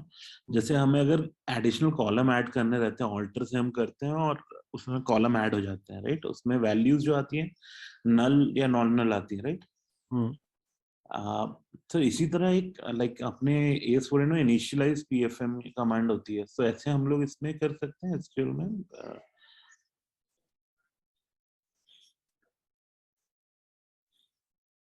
इनिशियलाइज पीएफएम तो इनिशियलाइज फिजिकल फाइल में करो। Reorganize sorry. रीऑर्गेनाइज मतलब चेंज होता है ना वो तो। हाँ तो आरजीजेड पीएफएम की बात कर रहे हो ना? जी जी जी। हाँ हाँ, तो वो तो क्या रहता है कि डेटा, ये डेटा बेस का प्रॉब्लम है कि मतलब वो AS400 में वो आप डालते हो तो डेटाबेस चला जाता है, इसके अंदर होता ही नहीं। इसके अंदर आपको डालना है, डायरेक्ट डाल दो, कोई दिक्कत नहीं होती है। ओके। आरजीजेड तो क्या करता है, शायद आपका जो ब्लैंक स्पेसेस है उसे रिलीज करके अपना मेमोरी का ऑप्टिमाइजेशन। हाँ हाँ, यहाँ पे इक्विवेलेंट ढूंढनी पड़ेगी। एसक्यूएल का प्रॉब्लम ये है कि एसक्यूएल रन तो सब जगह होता है, बट हर जगह पे उसका अलग अलग इम्प्लीमेंटेशन है। और आरजीजेड पीएफएम जो है वो AS400 स्पेसिफिक कमांड है, मतलब उस पर्टिकुलर सर्वर की कमांड है, एसक्यूएल की नहीं है। समझे आप? तो जिस भी सर्वर पे आप काम कर रहे हो, उस पर्टिकुलर सर्वर में उस तरह की कुछ जरूरत होती है क्या, वो आपको देखना पड़ता है। जैसे गार्बेज कलेक्टर्स होते हैं जावा के अंदर, पाइथन में भी उसी तरह की चीजें होती हैं। ठीक है। और अगर आप बात करोगे तो ओरेकल में कुछ अलग इसी तरह का प्रोसेस होगा। तो वो कई बार क्या होता है, सिस्टम इतने स्मार्ट बने होते हैं कि ये सब चीजें खुद ही कर लेते हैं, उनको जरूरत नहीं होती। बट AS400 में वो अलग से एक्सप्लिसिट कमांड चलानी पड़ती है आपको। तो आपको देखना पड़ेगा, वो हर एक इम्प्लीमेंटेशन स्पेसिफिक है जिस भी सर्वर पे या जिस भी सिस्टम के साथ आप काम कर रहे हो, तो उस सिस्टम में क्या है। एसक्यूएल स्पेसिफिक नहीं है, ठीक है। और एसक्यूएल में भी ध्यान रखना कि एसक्यूएल अलग अलग सर्वर पे अलग अलग कमांड्स होती, कमांड मतलब सेम होती बट सिंटेक्स थोड़ा थोड़ा चेंज होता है हर जगह पे। कुछ कमांड्स आप देखोगे, हाँ ये आप लोगों के लिए बहुत इंपॉर्टेंट है, कुछ कमांड्स आप देखोगे और उसको आप माइस्क्यूएल में चलाओगे चल जाएगा, बट DB2 में चलाओगे हो सकता है कि उसका सिंटेक्स थोड़ा सा अलग हो, उसको आप ऑरेकल में चलाओगे थोड़ा सा सिंटेक्स अलग हो जाएगा। मतलब पोस्टग्रे में चलाओगे तो हो सकता है थोड़ा सा सिंटेक्स अलग हो। तो एसक्यूएल का ही सेम कमांड है, थोड़ा थोड़ा सा बहुत बारीक सा डिफरेंस आएगा, सिलेक्ट में कॉमा कहीं पे आता है कहीं पे नहीं आता है, कहीं में कुछ और आता है, ऐसा डिफरेंसेस आ सकते हैं। तो ये मत सोचते रहना कि यार हम लोग कुछ कमांड जो हमने सीखी थी वो उस टाइम पे उधर तो चल रही थी इधर नहीं चल रही थी, ऐसा कैसे, ऐसा होता है क्योंकि सिंटेक्स हर एक इम्प्लीमेंटेशन के साथ थोड़ा थोड़ा अलग हो सकता है, अलग अलग सर्वर के साथ अलग हो सकता है। और अगर MySQL का आप कोई चला रहे हो तो पूरे MySQL में सेम कमांड चलेगी, बट MySQL की जगह पे आपने PHP पोस्टग्रे ले लिया तो थोड़ा सा डिफरेंस आ सकता है ना, तो ध्यान रखना है आपको। DB2 में तो स्पेशली आता है, आपने देखा होगा एस फ्रंटेंड में जो कमांड चलाते होंगे कई बार यहाँ पे नहीं चलेगी या यहाँ की कमांड वहां नहीं चलेगी, थोड़ा सा डिफरेंस आएगा, ठीक है। तो वो कंफ्यूज होगा ना उससे। चलो तो आगे बढ़ते हैं फिर। तो इस तरह से हम लोगों ने इंसर्ट करना सीख लिया। एक बार थोड़ा सा क्विक समरी दे देता हूं आपको क्या क्या अभी तक हम लोगों ने देखा है। तो सबसे पहले मैंने आप लोगों को आज बताया था कि किस तरह से आप कनेक्शन बनाते हैं। ये आपका वर्क बेंच था, उसको कैसे आप लिंक करते हैं, या तो आपके लैपटॉप के साथ, लैपटॉप यानी लोकल सिस्टम मतलब IP1.0.2, या फिर AWS के साथ आपको करना है तो आपको क्या करना पड़ेगा, AWS पे जाके RDS AWS की सर्विस होती है, उसके बारे में मैं आपको बाद में बताऊंगा। तो AWS पे जब आप मशीन प्रोविजन करोगे तो ये सब कैसे होता है वो भी दिखाऊंगा जैसे जैसे टाइम रहता जाएगा, और आप लोगों के इंटरेस्ट पे भी डिपेंड करता है कि आप लोग इंटरेस्टेड है या नहीं है, क्योंकि ये भी बहुत क्रूशियल है। थोड़ा ज्यादा टेक्निकल हो जाएगा वो, तो वहाँ पे आपको RDS मशीन प्रोविजन करनी है, और वहाँ पे प्रोविजन करोगे तो उसमें उसका SQL इंस्टेंस लोगे आप, तो SQL इंस्टेंस का IP एड्रेस आपके पास बन के आएगा, या तो एड्रेस बन के आएगा या नाम बन के आएगा उसका, तो वो आपको यूज करना है। मैंने आपको दिखाया था, मैंने भी कर रखा है उसका, आपको IP एड्रेस उसका नाम दिखाया था मैंने, होस्ट ID, तो वो यहाँ पे कॉन्फ़िगर करना रहेगा। और अगर आपका कंपनी का सर्वर है तो सर्वर का IP एड्रेस जो भी रहता है वो आपको यहाँ पे मेंशन करना रहता है। जैसे ही आप वो कनेक्शन में मेंशन करते हैं तो दोनों के बीच में कनेक्शन स्टेबल हो जाता है। उस कनेक्शन को आपने नाम भी दिया था, मैंने कनेक्शन का नाम दे रखा था समथिंग अनदर कनेक्शन, ये रहा मेरे कनेक्शन का नाम। तो जैसे कनेक्ट करते तो ये यहाँ पे कनेक्ट हो जाता है। इस पे कनेक्ट हुआ तो अब आप यहाँ पे जो भी कमांड लिखोगे, यहाँ पे जो भी आप SQL की कमांड लिखोगे वो सीधे जाके आपके SQL सर्वर पे रन होगी। यानी इस पे रन होगी मतलब यहाँ पे आपने जो भी टेबल्स बना रखे इसमें अलग अलग, या स्कीमास बना रखे या जो भी कर रखा है, तो उसके ऊपर आप ऑपरेशन डायरेक्ट कर पाओगे। एक बार आपने ये कनेक्शन को क्लोज कर दिया तो ये क्लोज हो जाएगा। तो अब आप यहाँ पे जो भी तो मतलब आप लिख नहीं सकते कुछ भी, कमांड वगैरह रन नहीं कर सकते। कमांड रन करने के लिए कनेक्शन का एस्टेब्लिश होना जरूरी है, ठीक है। तो ये एक हमने देखा था। उसके बाद हमने देखा कि अब चलो कनेक्शन तो बना लिया, मतलब यहाँ से आप कमांड लिखने के लिए कैपेबल हो गए। अब यहाँ पे जो अलग अलग कमांड लिखते हैं उसका फर्क क्या पड़ता है और कैसे ये वर्क करता है, तो वो करने के लिए हमने देखा था कि हमारे पास एक होता है टेबल और एक होता है डेटाबेस या फिर स्कीमा, ठीक है। तो टेबल मतलब ये छोटी एंटिटी जिसके अंदर आपका एक्चुअल डेटा स्टोर्ड होता है, रो और कॉलम स्टोर्ड होते हैं, और बहुत सारे टेबल्स को मिला के जो बनता है उसको हम लोग बोलते हैं डेटाबेस। ये हम लोग देख चुके हैं, ठीक है। तो डेटाबेस मतलब कलेक्शन ऑफ मल्टीपल टेबल्स, इसमें रो भी आते हैं कॉलम भी आते हैं। अब ये जो टेबल है, अगर आपको टेबल बनाना है या डेटाबेस है डेटाबेस बनाना है तो उसके हमने लिए कमांड देखी थी क्रिएट डेटाबेस। अब आप लोग बताते जाओ, मैं क्वेश्चन पूछते जा रहा हूँ ताकि आप लोगों को याद रहेगा। तो अगर मुझे डेटाबेस बनाना है तो क्या कमांड थी, क्रिएट और उसके बाद डेटाबेस का डेटाबेस, ठीक है। अब मुझे ये डेटाबेस तो मैंने बना दिया, इस डेटाबेस को मेरे को डिलीट करना है, कैसे डिलीट करूं मैं, क्या कमांड थी, ड्रॉप ड्रॉप डेटाबेस डेटाबेस है ना, ये इसका कमांड हो गई। अब मुझे इस डेटाबेस के अंदर एक टेबल डालना है, तो how to insert a table in a database? Sir insert option, insert into the form. Insert तो रिकॉर्ड के लिए होता है, इसलिए मैंने पर्पसली इंसर्ट वर्ड यूज किया कंफ्यूज करने के लिए आपको। कैसे डालो टेबल डेटाबेस के अंदर?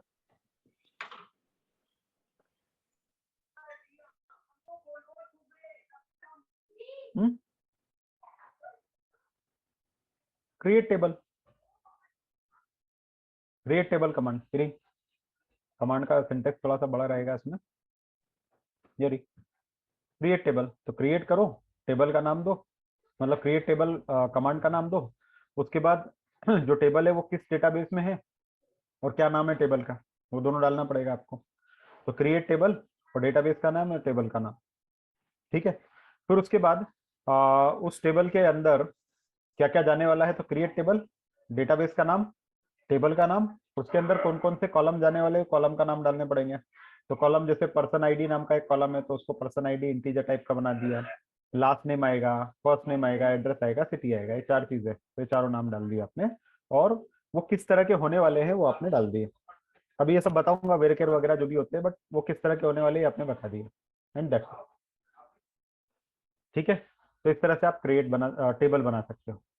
तो टेबल बना दिया, टेबल के अंदर कॉलम्स भी डाल दिया, नेम एज सैलरी वगैरह जो जो आपको डालना है वो डाल दिया आपने, ठीक है। अब ये डालने के बाद अगला क्वेश्चन आता है कि अब ये कॉलम का नाम तो डाल दिया, बट रिकॉर्ड तो अभी भी नहीं डाले इसके अंदर, तो यहाँ पे रिकॉर्ड लाने के लिए कौन सी कमांड? ये तो आपने कर दिया, मतलब आपके पास टेबल आ गया, उसके अंदर नेम और एज नाम के 2 कॉलम थे वो डल गए, और वो तो खाली पड़ा है टेबल। तो खाली टेबल को भरने के लिए क्या कमांड है? What is the command use to fill the table with records?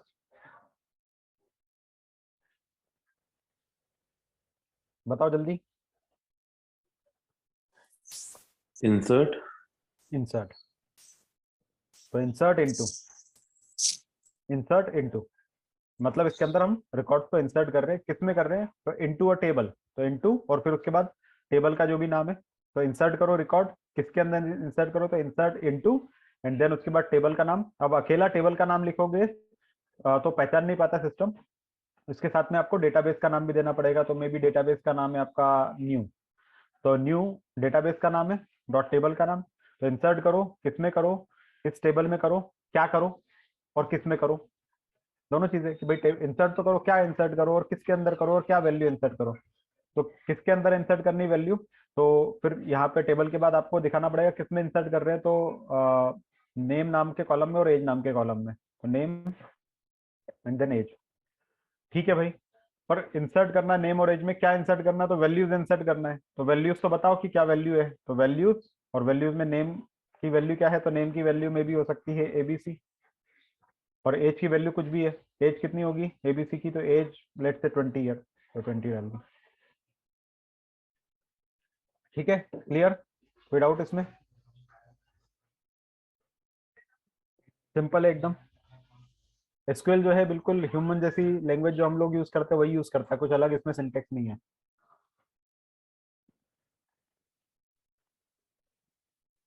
कोई डाउट हो तो पूछो फिलहाल इतने में, ठीक है। अब इसमें एक और चीज देखते हैं। सर ये जो वैल्यूज वाला जो ऑप्शन है सर इसमें, जैसे हाँ सर आपने वैल्यूज मतलब कि टेस्ट 1 2 3 फिर टेस्ट 1 2 3 जगह पर ने डाले थे इसमें, हाँ, तो सर वो मतलब कि कैसे इंटरप्रेट होंगे इसमें, मतलब कैसे दिखेंगे वो जब रन होंगे जब, टेस्ट 1 2 3 मतलब क्या?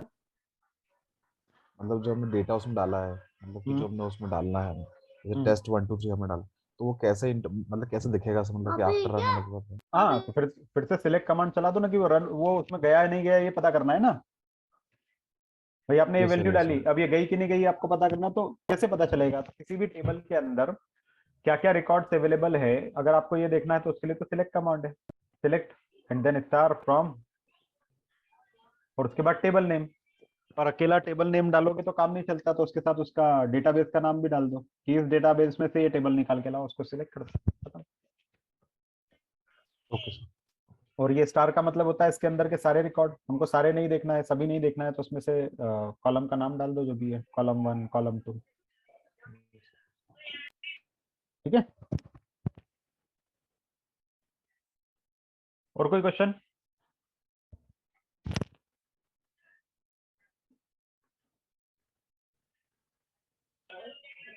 No sir. No sir.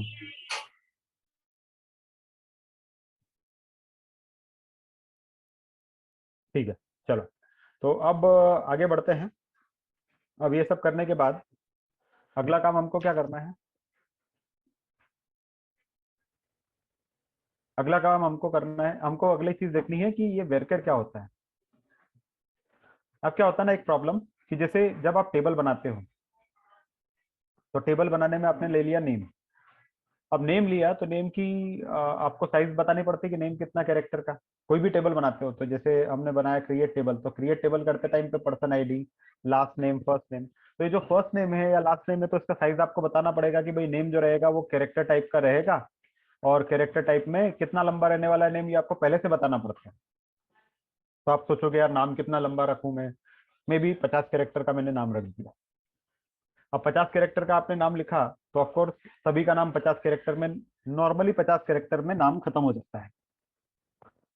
ठीक है, जैसे कुछ किसी का नाम है ऐसा कृष्णा लिखा हुआ है किसी का नाम, तो ये कितना है भाई 50 कैरेक्टर के अंदर हो जाएगा, एक कैरेक्टर, दो कैरेक्टर, तीन कैरेक्टर, चार, पांच और छह, ये 6 कैरेक्टर का नाम है। किसी का नाम may be let's say Ajay नाम है किसी का, तो कितने कैरेक्टर का, 1 2 3 4, 4 कैरेक्टर में खत्म हो गया। बट हो सकता है किसी केस में जैसे आपने नाम 50 कैरेक्टर लिखा है और नाम नॉर्मली कितने में खत्म हो रहे हैं, 4 में, 6 में, ज्यादा से ज्यादा 10 में ही खत्म हो रहे हैं, आपने तो 50 दिया है। अब जैसे ही आप कैरेक्टर 50 डिक्लेयर करके रखते हो तो ये जब टेबल बनेगा तो टेबल बनते टाइम पे ही इस टेबल में नेम नाम का जो कॉलम था उस नेम नाम के कॉलम के लिए 50 लेंथ रिजर्व हो जाती है, यानी इतनी जगह रिजर्व हो जाती है, इतनी मेमोरी रिजर्व हो जाती है 50 कैरेक्टर के बराबर की। एक कैरेक्टर जो रहता है वो 1 बाइट लेता है, 50 जो रहेंगे वो कितने लेगा, 50 बाइट लेगा लेते हैं। तो 50 बाइट की स्पेस जो रहेगी वो आपके पास से एक रिकॉर्ड के लिए रिजर्व हो गई, यानी चली गई। ठीक है, ये रिजर्व हो जाती है। मान लो इसमें आपने ऐसे 1000 नाम इंसर्ट किए, 1000 नेम्स एंटर किए, तो एक नेम के लिए 50 बाइट्स गया, 1000 के लिए कितना जाएगा, 50,000 चला जाएगा। हाँ 50,000 जो रहेगा बाइट चला गया। ठीक है, एक बाइट को अगर किलो बाइट में करेंगे तो 50 किलो बाइट हमारे पास जो रहेगा वो स्पेस चला गया। ऐसे अगर 1 लाख नाम होते, अगर इसमें 1 लाख नाम होते तो हमारे पास कितना 5 MB की स्पेस चली जाती, सिर्फ नाम नाम के लिए 5 MB की स्पेस चली जाती, सिर्फ किसके लिए, सिर्फ नेम्स के लिए, नाम नाम के कॉलम के लिए। इसी तरह से हमारे पास सरनेम होता, फिर एज होता, फिर सैलरी होता, और बहुत सारे अलग अलग कॉलम्स होते हैं, तो हर कॉलम की स्पेस जुड़ती जाती है। जैसे नाम की 5 MB है, सरनेम भी आपने 50 का दे रखा तो उसकी 5 MB अलग। ठीक है, फिर उसके बाद मान लो आपने सैलरी दे रखा है तो उसके लिए 3 MB चला गया, फिर उसके बाद एज दे रखा होगा उसके लिए 5 MB चला गया, ऐसा करके। तो ये सब जो था ये साइज जुड़ते जाते हैं, इससे टेबल का साइज डिसाइड होता है। तो टेबल का साइज कितना हो गया, 5 + 5 + 5 + 3, टोटल 18 MB का टेबल हो गया। तो एक टेबल हो गया हमारा 18 MB का, ऐसे कोई दूसरा टेबल होगा वो 20 MB का होगा, कोई तीसरा टेबल होगा जो 50 MB का होगा। तो इन सबको जोड़ते जाओगे तो पूरा जो आपका स्कीमा रहेगा उसका साइज हो गया लेट्स से 250 MB का जो है आपका स्कीमा का साइज हो गया। अब 250 MB छोटी स्पेस है, बहुत बड़ी स्पेस नहीं है, क्योंकि हमारे पास आजकल जो स्टोरेज होती है वो बहुत ज्यादा होती है, टीबीज में होती है, टेराबाइट्स में होती है, तो कोई फर्क नहीं पड़ता 250 MB से ज्यादा। बट जब आपके पास स्पेस लिमिटेड हो या फिर आपके पास डेटा बहुत ज्यादा हो, जैसे अभी मैंने बोला 10,000 नाम चाहिए या 1 लाख नाम चाहिए, 1 लाख नाम कुछ बहुत ज्यादा नहीं होता। अगर यही चीज आप ट्विटर फीड की बात करेंगे या फेसबुक की बात करेंगे तो उसमें तो बहुत सारे ट्वीट्स आते हैं एक ही दिन में। अगर इंडिया की बात करेंगे तो इंडिया में ही हमारे पास 132 कितना है यार, 132 करोड़, हाँ 132 करोड़ लोग हैं।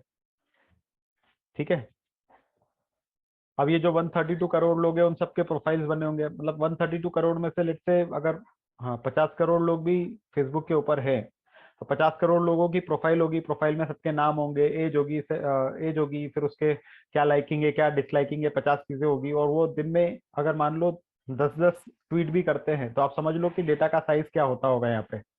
और उस डेटा को आपको स्टोर करके रखना तो कितने टेराबाइट्स या गीगाबाइट्स या पेटाबाइट्स या जो भी है उतनी स्पेस की जरूरत होती होगी।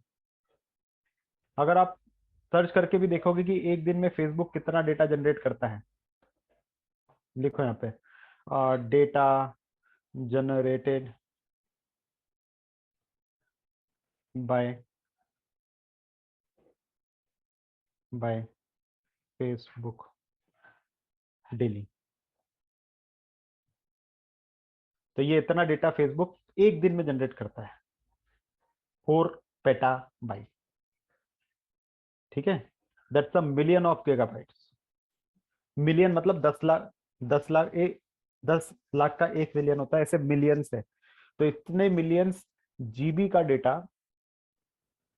जो रहता है वो फेसबुक सिर्फ एक दिन में जनरेट कर डालता है। ठीक है, 4 पेटाबाइट का जो डेटा रहता है फेसबुक एक दिन में जनरेट करता है।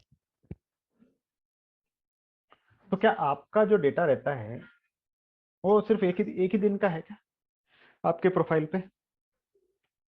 सर ये मतलब जनरेट मतलब स्टोर हो रहा है फेसबुक के अंदर? स्टोर होता है, जनरेट होता है, स्टोर होता है दोनों। तो ये एक दिन का ही डेटा रखते हो क्या आप?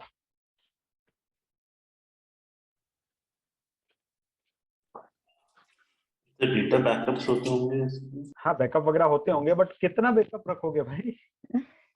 अरे एक दिन का डेटा 4 पेटाबाइट है। ठीक है, एक महीना का कितना हो जाएगा, या 10 दिन का कितना होगा, 40 पेटाबाइट। एक महीने का बोलोगे तो 120 पेटाबाइट।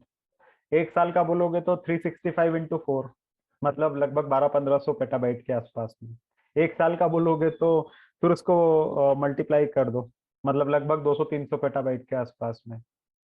समझ रहे हो मतलब कैसे मल्टीप्लाई हो रहा है डेटा? और ये इसको स्टोर कहाँ करके रखोगे? और करोगे भी तो फिर उसके बाद मान लो चलो एक साल का डेटा तो आ गया, अब आपको एक साल पुराना कोई पोस्ट फेच करके लाना है, या एक महीने पुराना कोई पोस्ट फेच करके लाना है।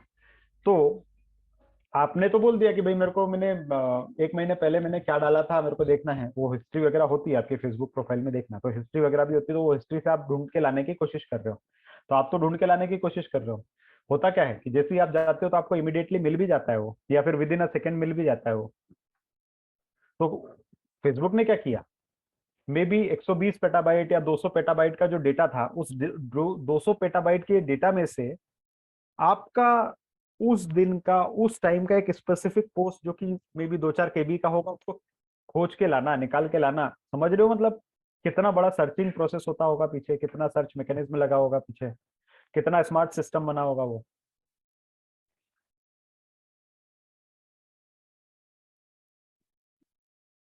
कुछ आया ध्यान में क्या बोल रहा हूँ मैं? कितने सारे डेटा में से एक छोटा सा पीस खोज के लाना, मतलब सिंपल सी बात है, पूरा घास का एक पूरा समझ लो कि पूरा कमरा भरा है, उसमें से एक सुई निकाल के लाना है। मेमोरी यूटिलाइजेशन बहुत ज्यादा होता होगा इसमें। मेमोरी यूटिलाइजेशन, सर्चिंग कितना एडवांस होता होगा ये आप सोच लो। और आपने तो फेस किया भी होगा, मतलब हमारे यहाँ तो बहुत ज्यादा फेस होता था, एज फ्रंटेड टाइप के जो सिस्टम्स होते हैं उसके अंदर इतनी कॉम्प्लेक्स क्वेरीज लिखना और उसमें से इतना डेटा निकाल के लाना, 10-10 घंटे क्वेरीज रन हो जाती है फिर भी डेटा नहीं आता है। यहाँ तो एक सेकंड में निकल के ला रहा है, मतलब समझ लो कि सिस्टम क्या हो। ठीक है, तो रहता है। और ये अभी रोज की बात हो गई, ये सिर्फ ये मैंने तो एक एग्जांपल लिया फेसबुक, तो फेसबुक अकेला नहीं है, गूगल होगा, माइक्रोसॉफ्ट होगा, अभी गूगल देख लोगे तो मोर देन 20 पेटाबाइट। गूगल जो है वो उससे भी बड़ा वाला है, फेसबुक तो 4 पेटाबाइट है, गूगल 20 पेटाबाइट है। ठीक है, और भी कोई भी सिस्टम ले लोगे, अमेजन ले लो, इतने गीगाबाइट से, और इतने सर्वर है इतने सर्वर्स इसके बने हुए हैं, कमाल की बात है ना। 1,40,000 सिस्टम्स के अंदर ये डेटा डिस्ट्रीब्यूटेड है। अब सोचो आप किस दिमाग फ्यूज कर देने वाली चीजें ये सारी, कि इतना हेवी सिस्टम्स इन लोगों ने बना के रखे और इसलिए इतना पैसा भी बनाते हैं, क्योंकि सुपर टेक्निकल है, डीप टेक्निकल चीजें हैं ये। भाई करते क्या है और कैसे करते हैं और किस तरह से उसको मैनेज करते हैं, ये भी सोचना पड़ेगा। 1,40,000 सिस्टम्स बना के रखे हैं, मतलब समझो उसने 1,40,000 सर्वर से उनके अंदर ये डेटा इसने डाल डाल के रखा हुआ है अलग अलग जगह पे, और जब भी कुछ सर्च करके लाते तो इन सब में से उठा उठा के ये डेटा लाता है। क्या करते होंगे ये पीछे, कैसे करते होंगे पीछे, ये बड़ा जबरदस्त चीज है सीखने के लिए। ठीक है, एनीवेज वो थोड़ा सा अलग टॉपिक बन जाता है। और इसमें हमारा बहुत ज्यादा एसक्यूएल अकेला काम नहीं करता। एसक्यूएल में तो पहले से अब ये सोचो कि जब इतना डेटा है उसके अंदर आप वेस्टेज तो बिल्कुल नहीं कर सकते डेटा का, क्योंकि अगर आप बोल रहे हो कि 140 पेटाबाइट या इतना पेटाबाइट या जो भी आप बात कर रहे हो, तो इसके अंदर तो आपको बहुत ही प्रिसिशन से काम करना है। मेमोरी का वेस्टेज तो बिल्कुल भी नहीं करना है। अभी आप जब छोटे टर्म पे बात करते हैं तो बोले अरे यार क्या फर्क पड़ता है यार, वो 50 कैरेक्टर का नाम है, वो 50 कैरेक्टर आपने पहले से बना के रख दिए, उसकी क्या फर्क पड़ता है अगर 50 की जगह हमने 10 का यूज किया तो 40 वेस्ट ही हो रहा है ना, होने दो यार, क्या फर्क पड़ता है। 40 केबी मतलब क्या है, कुछ भी नहीं है। 40 केबी भी नहीं, 40 बाइट्स मतलब क्या है, 40 बाइट्स, कुछ भी नहीं है। कोई इतना झगड़ा करेगा क्या 40 बाइट्स के लिए, कुछ भी नहीं है। यहाँ कहने को कुछ भी नहीं है, बट एक्चुअली अगर देखोगे जब इस तरह के सिस्टम्स बनते हैं तो ये बहुत बड़ा फर्क आ जाता है। इस तरह के सिस्टम्स के अंदर 40 बाइट्स का वेस्टेज पर रिकॉर्ड अगर आप वेस्ट कर रहे हो, जो काम आपका 10 बाइट में हो सकता था उसकी जगह 40 बाइट एक्स्ट्रा वेस्ट कर रहे हो, मतलब 10 की जगह 50 यूज कर रहे हो, मतलब 40 का वेस्टेज 4 गुना डेटा यूज कर रहे हैं। इसको आप 4 से मल्टीप्लाई, अगर आपने इसकी जगह ये यूज कर लिया तो ये जो 140 पेटाबाइट था सीधे 4 गुना से कम हो जाएगा, इतने गुना से कम हो जाएगा। तो 140 पेटाबाइट की जगह सीधे सीधे हम लोग मुश्किल से 30 पेटाबाइट के आसपास पहुंच जाएंगे, 30 से 40 पेटाबाइट में। तो बहुत बड़ा सिग्निफिकेंट डिफरेंस आ गया ना। और जब इतना डेटा, मतलब एक बार आपको सर्च मैकेनिज्म में लगाना है, चलो सर्चिंग लगानी है आपको, सर्चिंग लगानी, इस पे लगाओ सर्चिंग या सर्चिंग इस पे लगाओ, किस पे फास्ट चलेगी सर्चिंग,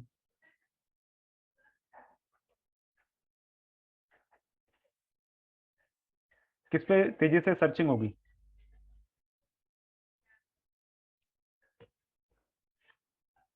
140 पे तेजी से होगी या 30 पे तेजी से होगी?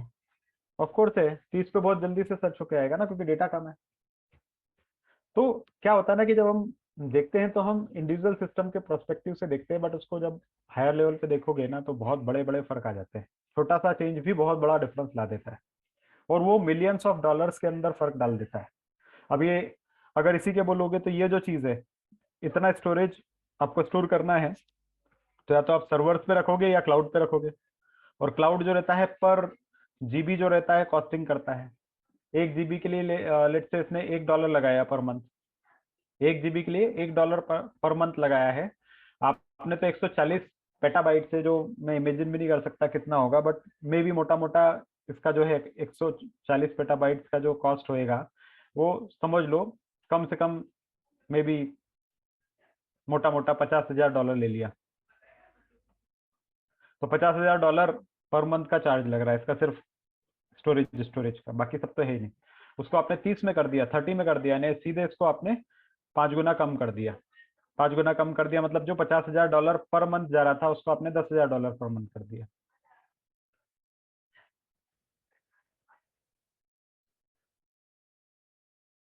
तो आप ये सोच सकते हो कि आपने कितना सेविंग कर दिया बिजनेस के लिए, एक छोटा सा डिसीजन लेके। एक छोटा सा चेंज आपने इस प्रोग्राम में जाने के बाद एक छोटा सा चेंज किया और 50 को 10 कर दिया।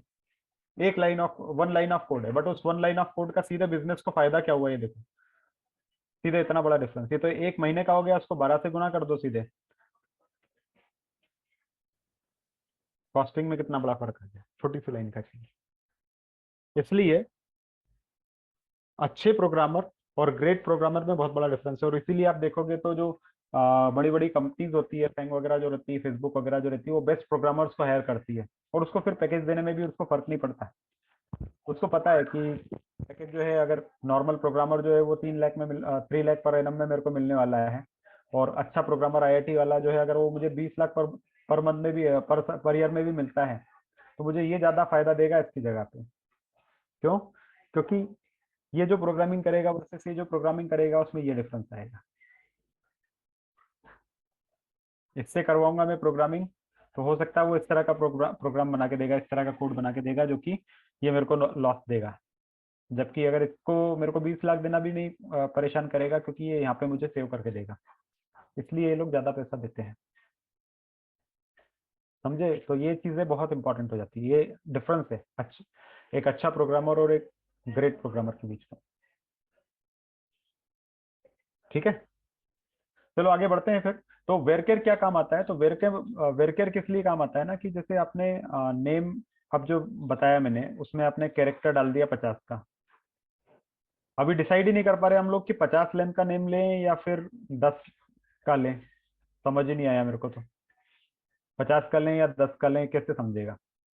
क्योंकि अगर हमने 10 का लिया, ठीक है, और किसी का नाम जो है थोड़ा सा लंबा निकल गया 10 कैरेक्टर से ज्यादा, तो ये जो है ये डेटा लेने से मना कर देगा, यहाँ पे एरर आ जाएगा।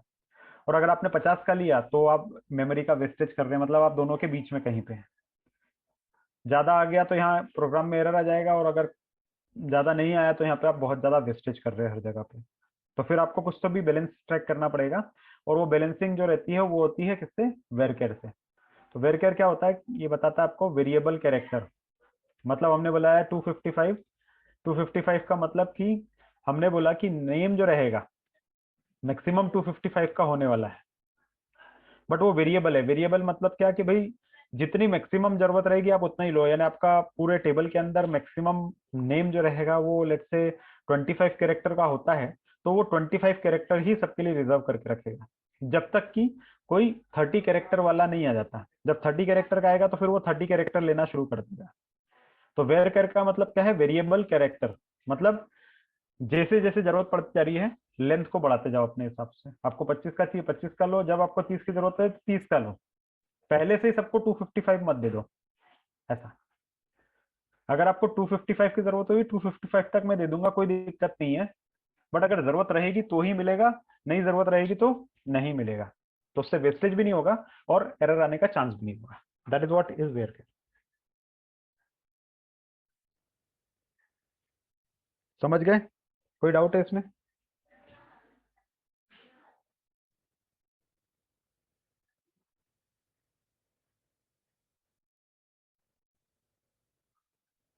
कोई डाउट है?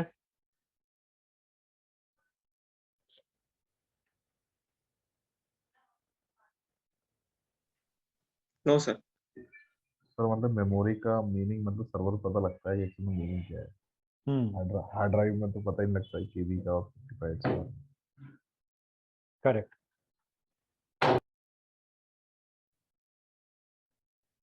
ठीक है,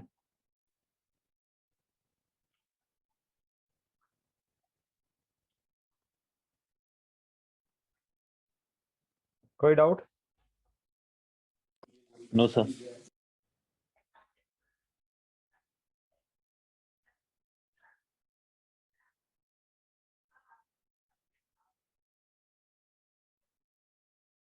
चलो तो आगे बढ़ते हैं। तो ये वेरकेर का यूज हो गया है। अब हमने इंसर्ट करना देख लिया था, इसके साथ क्रिएट करना टेबल देख लिया था, और क्या हमारे पास ऑप्शंस बचते हैं? डेटाबेस ड्रॉप भी कर दिया, क्रिएट भी कर दिया। अब उसके बाद क्रिएट करने के बाद अगर टेबल का कॉपी बनाना है, मतलब एक टेबल का डुप्लीकेट बनाना है, तो क्रिएट टेबल। उसके बाद आपने क्या करा कि अ, उसी के अंदर की एक कॉपी बनानी है। तो कॉपी बनाने के लिए आप क्या कर सकते हैं ना कि एक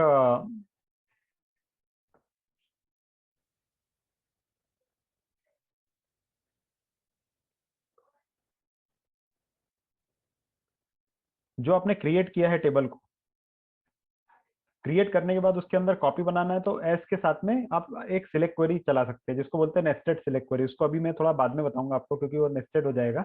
हाँ, टेबल बनाने के बाद उस टेबल को हटाना है, तो ड्रॉप टेबल करके कमांड है जिससे आप टेबल को ड्रॉप कर सकते हैं। तो ड्रॉप करना मतलब टेबल को क्लीन कर देना। बट अगेन ये वाली कमांड आपको जब तक बोला ना जाए या जब तक आपने अच्छे से सोच नहीं लिया तब तक रन नहीं करनी है।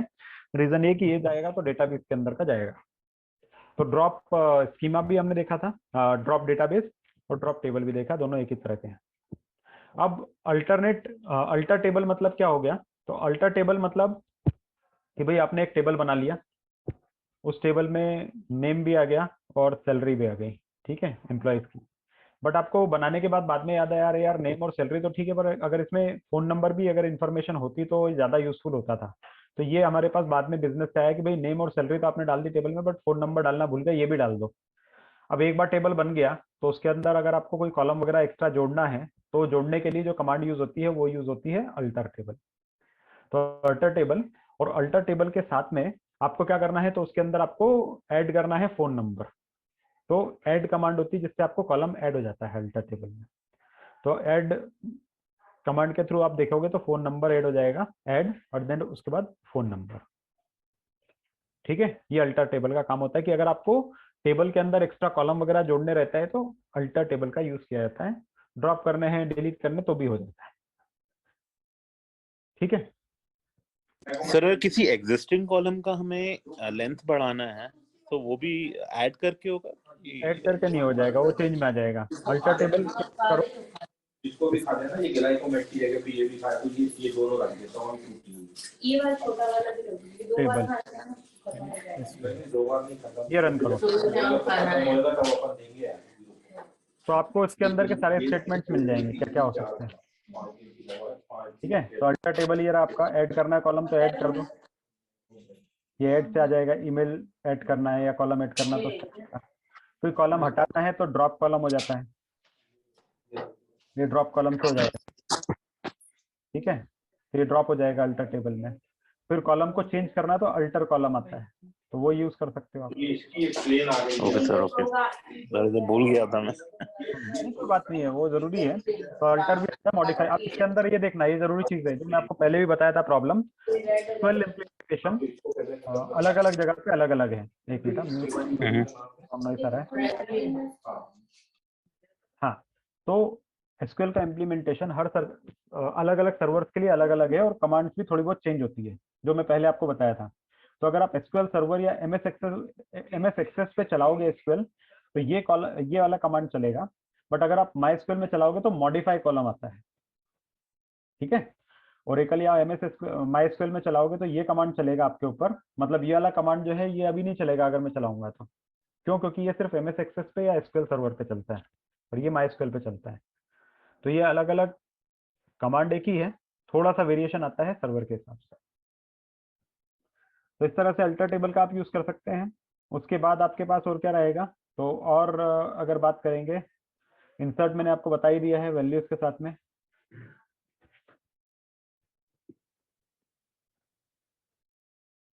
और हमारे पास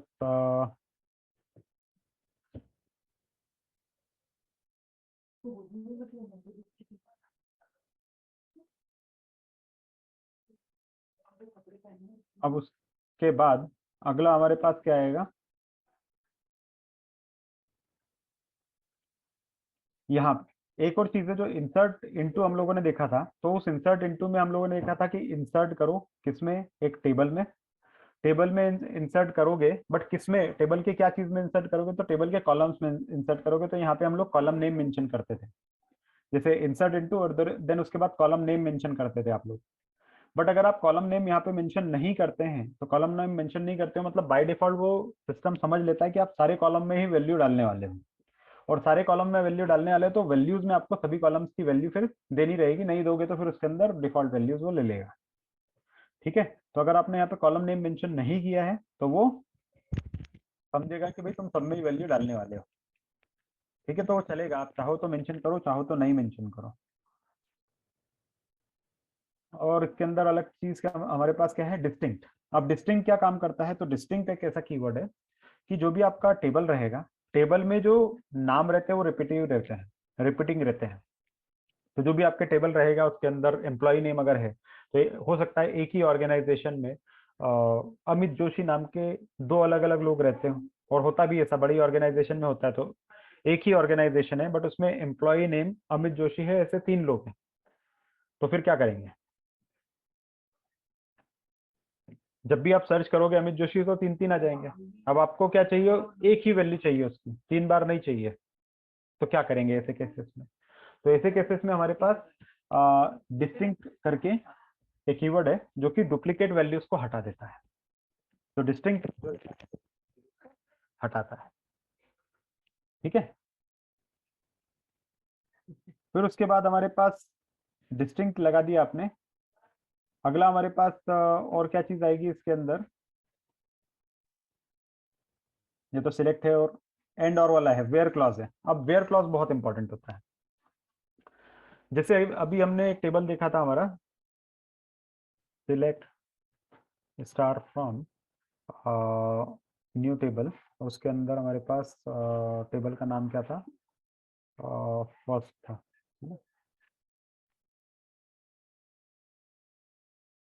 अब इसको हम लोग रन कर लेते हैं एक बार, तो ये देखोगे तो इसमें XYZ और ABC लिखा है। चलो मैं इसमें थोड़ा सा और डालता हूँ चीजें, थोड़े कॉलम और डालता हूँ। तो इंसर्ट इनटू, किस में इंसर्ट करना है हमको, रिकॉर्ड ये वाले टेबल में डालना है। ठीक है, और इसके किस किस कॉलम में डालना है, तो हमको इसके नेम और सॉरी हाँ बोलो, सरनेम, हाँ नेम और सरनेम में डालना है। क्या डालना है, तो इसमें वैल्यू नेम में जो जाएगी वो नेम में हमको डालना है मे बी ABC, ABC है। XYZ के बाद हम लोग ले लेते हैं मे बी कुछ कुछ कुछ। ठीक है, और सरनेम में भी कुछ अजीब सी वैल्यू डाल देते हैं।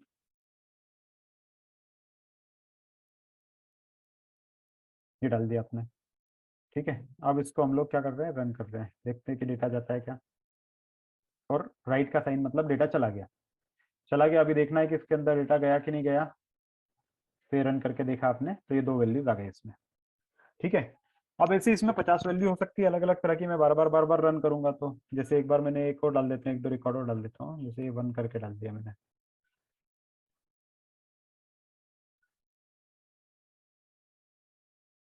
3 रिकॉर्ड चले गए, ये 3 आ गए।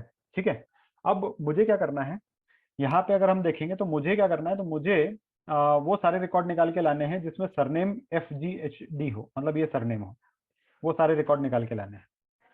तो मतलब मुझे सारे रिकॉर्ड नहीं चाहिए, कई बार ऐसा होता है ना कि पूरे डेटाबेस में से वो सारे एम्प्लॉयज निकाल के लाओ जिनकी सैलरी 50,000 से ज़्यादा हो, या पूरे डेटाबेस में से वो सभी एम्प्लॉयज निकाल के लाओ जिनका नाम B से शुरू होता है, या पूरे डेटाबेस में से वो सारे एम्प्लॉयज निकाल के लाओ जो कंप्यूटर साइंस डिपार्टमेंट में काम करते हैं, समथिंग ऑफ दैट सॉर्ट।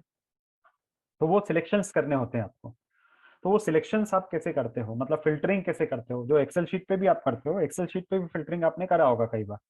तो ये फिल्टरिंग आप SQL में कैसे कर सकते हो अगर आपको करना है, तो उसके लिए एक बहुत इंपॉर्टेंट क्लॉज होता है जिसका नाम होता है वेयर क्लॉज। वेयर क्या करता है, सबसे पहले तो वेयर क्लॉज लिखने के लिए आपको सिलेक्ट कमांड चलानी है, select star and then from, और देन उसके बाद आपके डेटाबेस का नाम जो भी है, तो डेटाबेस का नाम है न्यू, उसके अंदर आपके टेबल का नाम क्या है, तो टेबल का नाम है फर्स्ट। ठीक है, अब ये अगर आप रन करोगे तो ये तो सिंपल सा कुछ नहीं करने वाला, ये अगर आप रन करोगे तो ये तो सिंपल सा आपको ये दे देगा। अब हमको ये सब नहीं चाहिए एक साथ, इसमें सिलेक्शन करना है। तो सिलेक्शन करने के लिए select star from this this this, ये पूरा सिलेक्ट कमांड लिख दिया तो इससे सारे रिकॉर्ड आ गए। अब हम बोल रहे हैं पूरे रिकॉर्ड आने के बाद इसमें से सिलेक्शन करना है हमको, तो इसमें फिल्टरिंग लगानी, तो फिल्टरिंग लगाने के लिए वेयर लगाना पड़ता है। वेयर मतलब सारे सिलेक्ट करके लाओ इस टेबल में से, बट उन सारों में से क्या कॉमन चीज होनी चाहिए, तो वेयर, और फिर उसके बाद आपका जो भी फिल्टर का नाम होता है, यानी फिल्टर जो भी होता है कि क्या फिल्टर आपको लगाना है वो यहाँ पे मेंशन कर दो। तो जैसे where surname, surname equal to, surname क्या है, surname equal to FGHD, FGHD।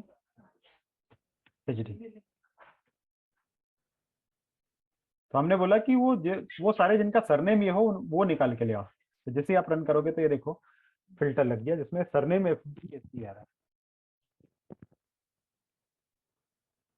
ठीक है, हाँ कोई प्रॉब्लम, समझ में आया क्या बोला मैं। तो वेयर जैसे आप यूज करते हो, तो वेयर मतलब यहाँ पे आप फिल्टर्स लगा रहे हो।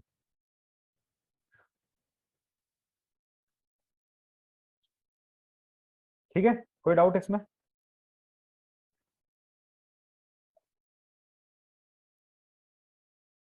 कोई डाउट जल्दी बोलो। No sir. ऐसे ये नो नहीं सर। है ना? एक बार रन करके देखता हूँ। हाँ, अब थोड़ा सा मैं इसको रन करके देखता हूँ, क्योंकि मेरे को डेटा इंसर्ट नहीं करना पड़ेगा, नहीं तो डेटा इंसर्ट करने में टाइम मेरे को ज़्यादा स्पेंड करना पड़ेगा। तो मैंने ये पहले से एक बनाया हुआ टेबल है जो आप लोगों को दिखा देता हूँ। Select star from first dB नाम का एक मेरा डेटाबेस है। ये रहा फर्स्ट डीबी, है ना। तो फर्स्ट डीबी के अंदर पर्सन, तो फर्स्ट डीबी में पर्सन्स नाम का टेबल है, ये रहा टेबल। ठीक है, तो इस टेबल के ऊपर अगर आप बात करेंगे, ये रहा टेबल, फर्स्ट डीबी नाम का टेबल है, मतलब फर्स्ट डीबी में पर्सन्स नाम का टेबल है। तो ये जो टेबल देखोगे तो इसमें मेरे पास ये रिकॉर्ड सारे पड़े हैं, जिसमें फर्स्ट पर्सन आईडी है, लास्ट नेम है, फर्स्ट नेम है, एड्रेस है, सिटी है, ये सब लिखा हुआ है। ठीक है, अब मैं थोड़ा सा सिलेक्शन इसके ऊपर आपको करके दिखाता हूँ, ताकि क्या होगा, काम थोड़ा सा जल्दी बन जाएगा। तो अब मुझे क्या करना है कि ये जो मेरे पास टेबल था फर्स्ट डीबी वाला, ये जो टेबल है इसमें इतने सारे रिकॉर्ड है। इस रिकॉर्ड में देखोगे तो पर्सन आईडी 123 123 124 124 121 ऐसे ये पर्सन आईडी लिखे हैं।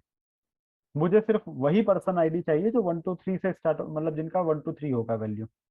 तो वेयर करा और वेयर में person ID is equal to 123 run किया। ये रन करोगे तो आपके पास फिर से सिलेक्शन आ जाएगा, ये 123 वाले आ गए। ठीक है, अब ये तो आपने कर दिया, पर कई बार क्या होता है, आपने तो सिर्फ एक ही फिल्टर लगाया।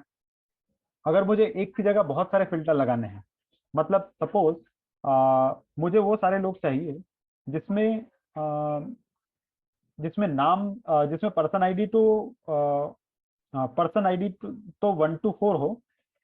अब 124 पर्सन आईडी से मैं सर्च करके लाऊंगा तो 124 में मेरे पास ये भी आ जाएगा, ये भी आ जाएगा, पर मुझे यही चाहिए। तो यही चाहिए, तो इसका मतलब पर्सन आईडी 124 हो और सिटी जो रहेगी जिसकी पुणे रहे, मुझे वो लोग चाहिए। मतलब सिंपल सी बात है कि वो सारे एम्प्लॉयज निकाल के लाओ जो डेटा साइंस डिपार्टमेंट में काम करते हो और जिनकी सैलरी 50,000 से ज्यादा हो। इस तरह से है, मतलब दो फिल्टर है कि पहला तो डेटा साइंस डिपार्टमेंट वालों, पर जब डेटा साइंस डिपार्टमेंट वाले लोग निकाल के लाओगे तो सारे एम्प्लॉयज आ जाएंगे। उसमें हो सकता है किसी की सैलरी 50,000 से ज्यादा हो, किसी की सैलरी कम भी हो। तो मुझे वो सारे नहीं चाहिए जो 50,000 से ज्यादा कम सैलरी वाले, मतलब मुझे वो चाहिए डेटा साइंस डिपार्टमेंट में वो सारे एम्प्लॉय जो हाई पेड हो। अगर वो निकाल के लाना है तो मैं इस तरह की क्वेरी निकाल लूंगा कि select all employees from data science department with salary may be 50,000 और मोर, वो निकाल के लाना है। मतलब दो फिल्टर चाहिए कि पहला तो वो डेटा साइंस डिपार्टमेंट के हो और दूसरा सैलरी 50,000 से ज्यादा हो, ऐसा दो फिल्टर एक साथ लगाने हो। तो क्या किया जाए, तो पर्सन आईडी यहाँ पे वैसे ही मैंने रेप्लिकेट करने की कोशिश करूँ तो पर्सन आईडी 124 हो, तो पर सिलेक्ट स्टार फ्रॉम जो भी अपने डेटाबेस टेबल का नाम है तो इससे सब निकल के आ जाएंगे। उसमें हमने फिल्ट्रेशन लगाया कि जिसमें पर्सन आईडी 124 हो और मतलब एंड, तो एंड के लिए एंड कीवर्ड होता है एंड सिटी, तो सिटी इज इक्वल टू मैंने लिख दिया पुणे। ये एंड क्लॉज हो जाता है जिससे दो फिल्टर एक साथ लग जाते हैं। और जैसे ये करोगे तो इसमें 124 वाला भी आ गया और सिटी पुणे भी आ गया। अब 124 वाले हमारे पास और भी थे, दो रिकॉर्ड थे 124 वाले, बट एक ही सिलेक्ट करके आया क्योंकि एडिशनल फिल्टर के पास पुणे था। समझ में आया क्या मैंने किया है? जैसे 124 वाला अगर मैं रन करता हूँ, रिपीट कर रहा हूँ, 124 वाला रन कर रहा हूँ तो दो आ रहे हैं मेरे पास। अब मुझे इन दोनों में से एक सिलेक्ट करके लाना, तो मैंने बोला 124 भी हो और सिटी पुणे भी हो। तो यहाँ पे हमने क्या कर दिया, एंड लगा दिया।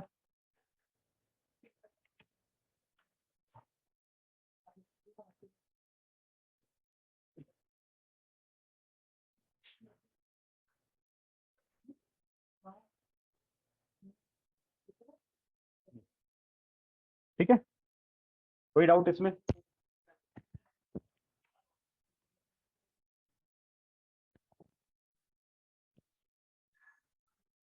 चलो आगे बढ़ते हैं। तो अब ये होने के बाद, ये तो हमने एंड क्लॉज लगाया कि ये भी हो एंड दूसरा वाला केस भी हो। अब मुझे एंड नहीं लगाना है, मुझे हो सकता है और लगाना हो, मतलब ऐसे सारे लोग जो या तो हाई पेड हो या डेटा साइंस डिपार्टमेंट में काम कर रहे हो। तो ऐसे सारे लोग जिनकी सैलरी 50,000 से ज्यादा हो या फिर वो डेटा साइंस डिपार्टमेंट में हो, दोनों में से कोई एक, दोनों में से कोई एक। तो सपोज आपके पास ये पूरा डेटाबेस है। अब मैंने बोला या तो वो सारे एम्प्लॉय निकाल के लाओ जिनका पर्सन आईडी या तो 124 हो या फिर जो कि टेस्ट सिटी में रहते हो। तो मुझे वो सारे चाहिए जो या तो टेस्ट सिटी में रहते हो या फिर पर्सन आईडी 124, दोनों में से एक। ठीक है, तो या तो पर्सन आईडी 124 हो या फिर, तो या फिर के लिए आर आता है और सिटी जो हो वो टेस्ट सिटी हो। सो टेस्ट सिटी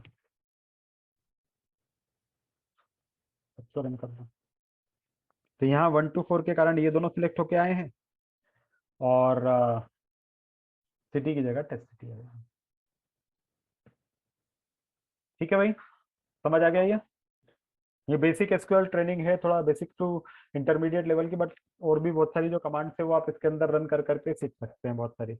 मैं आप लोगों को एक बैकग्राउंड बना रहा हूँ क्योंकि जब हम इसको कनेक्ट करेंगे पाइथन के साथ, तो पाइथन के साथ कनेक्शन में पाइथन के थ्रू आप एसक्यूएल कमांड कैसे रन करते हैं वो हम लोग देखेंगे, है ना।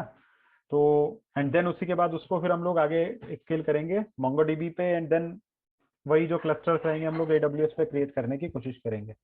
These are some important stuff की भाई इंटरव्यू वगैरह में भी आपको और कॉन्फिडेंस आता है जब सामने वाला मोंगोडीबी की, एसक्यूएल की, AWS की बात करता है, तो आप घबराते नहीं हो क्योंकि आपने एक बार देखा हुआ है एटलीस्ट उसको। तो वो हम लोग करेंगे इसमें भी, इसलिए ये थोड़ा सा बेसिक बनाना जरूरी है आप लोगों के लिए। ठीक है, तो ये वेयर कैसे चलता है वो मैंने बता दिया। वेयर में एंड और बता दिया। अगला है नॉट। नॉट का मतलब कि जो सिलेक्शन क्राइटेरिया दिया वो फॉलो नहीं होता, यानी वो ऐसा नहीं हो। जैसे मैंने सपोज ये कमांड ली, ये टेबल है मेरे पास में,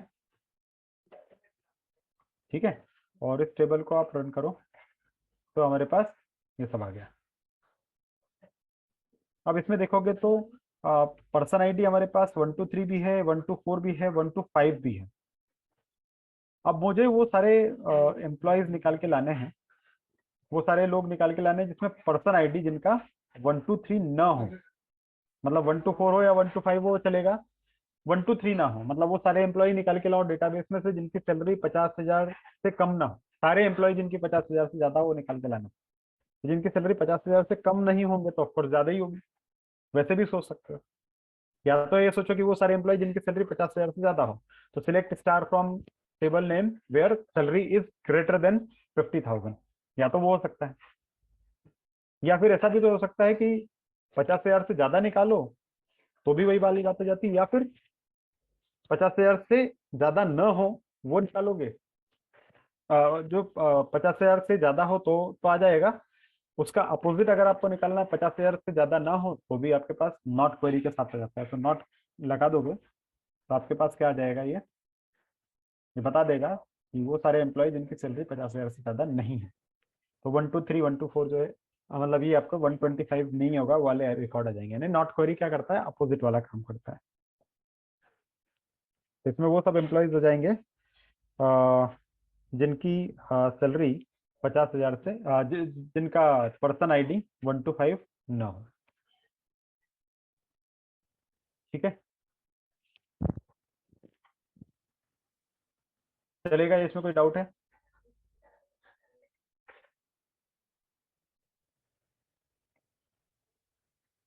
ऑल गुड? Yes sir. अब इसके बाद अगला क्या है हमारे पास? तो अगला हमारे पास है कि सिलेक्ट स्टार फ्रॉम दिस। यहाँ पे या तो आप ऐसे कर सकते हो कि भाई पर्सन आईडी 123 हो, या फिर पर्सन आईडी, मैंने ये बोला कि इस पूरे डेटाबेस में से ये हमारे पास डेटाबेस है, ये पूरा डेटाबेस है, और इस पूरे डेटाबेस में से क्या करना है, तो हमारे पास पर्सन आईडी 123 भी है, 124 भी है और 125 भी है। तो मुझे सिर्फ 123 और 124 चाहिए, सिर्फ दो ही चाहिए। तो क्या बताऊंगा, select star from database table where person ID is equal to 123 और 124, दोनों में से कुछ भी होएगा तो मेरे को चलेगा, 125 नहीं होना। ठीक है, तो या तो एक तरीका हो जाएगा where person ID is not equal to 125, तो ये हो सकता है। बट ऐसा आप हर चीज को सोच सोच के नहीं चल सकते ना, जैसे आपका ये तो छोटा टेबल है बस, बट यही टेबल में लेट से 50,000 रिकॉर्ड होते हैं, तो उसके अंदर क्या होता कि आपको सिर्फ वही चाहिए थे जिनका पर्सन आईडी 1 2 3 हो और 1 2 4 हो, तो ये वाली क्वेरी ज्यादा बेटर रहती है, जिसके अंदर हम बोलते कि यार सिलेक्ट करके सिर्फ वही लाओ जिसमें पर्सन आईडी या तो ये हो या ये हो। ऐसा नहीं बोलते कि या तो 1 2 5 हो, 1 2 6 हो, 1 2 7 हो, 1 2 8 हो, 1 2 9 हो, ये सब ना हो वाली क्वेरी यहाँ पे बराबर नहीं चलेगी, क्योंकि बहुत सारी चीजें आपको लिखनी पड़ती थी, राइट। तो सिर्फ जो है वही आपको सिलेक्ट करके लाना, तो डायरेक्ट क्वेरी आपने मेंशन कर दी और सिलेक्ट होके आ। बट उसमें भी एक प्रॉब्लम है कि आपको ये वाला चीज 2 बार लिखनी पड़ रही है कि पर्सन आईडी या तो 1 2 3 हो या पर्सन आईडी 1 2 4 हो, 2 बार अलग अलग मेंशन करके लिखना पड़ रहा था। तो इसको कैसे अवॉइड कर सकते हैं? इसको अवॉइड करने का एक और तरीका होता है, there is a system which is called, there is another type जिसको हम बोलते हैं इन। तो जिसमें हम लोग बोलते हैं सिलेक्ट स्टार फ्रॉम पर्सन, मतलब ये इस पर्सन में से सारे रिकॉर्ड निकाल के लाओ जिसमें पर्सन आईडी जो है या तो ये हो या ये हो या ये हो। तो इसमें आपको बार बार क्वेरी नहीं लिखनी पड़ेगी, सिर्फ आपको एक ही बार लिखा और उसमें काम चल गया। मतलब ये 2 बार ऐसा नहीं लिखना पड़ेगा, सिंपल सा एक बार ऐसा लिखा, कॉमा लगा के आपका काम हो गया।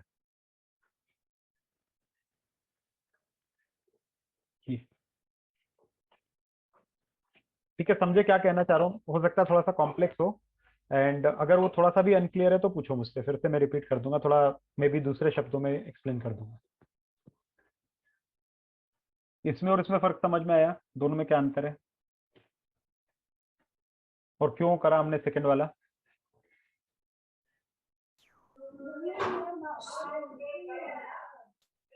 रिपीट करना होगा, कर दूंगा, बताओ मुझे, रिपीट करना है क्या? No sir. अच्छा ठीक है, तो फिर आगे बढ़ते हैं। अब एंड और हो गया है, नॉट मैंने आपको बता दिया है, इन बता दिया, ये सिलेक्ट क्वेरी के सिलेक्ट में वेयर के साथ में जो काम करने वाली वो चीजें हैं। अब अगला चीज क्या होता है ना, जैसे एक्सेल के अंदर ही आपके पास सॉर्ट आता है, अरेंज करना पड़ेगा। जैसे पर्सन नेम जो है वो सब रैंडम ऑर्डर में लिखे हुए हैं, इनको ऑर्डर में लिखना है। एक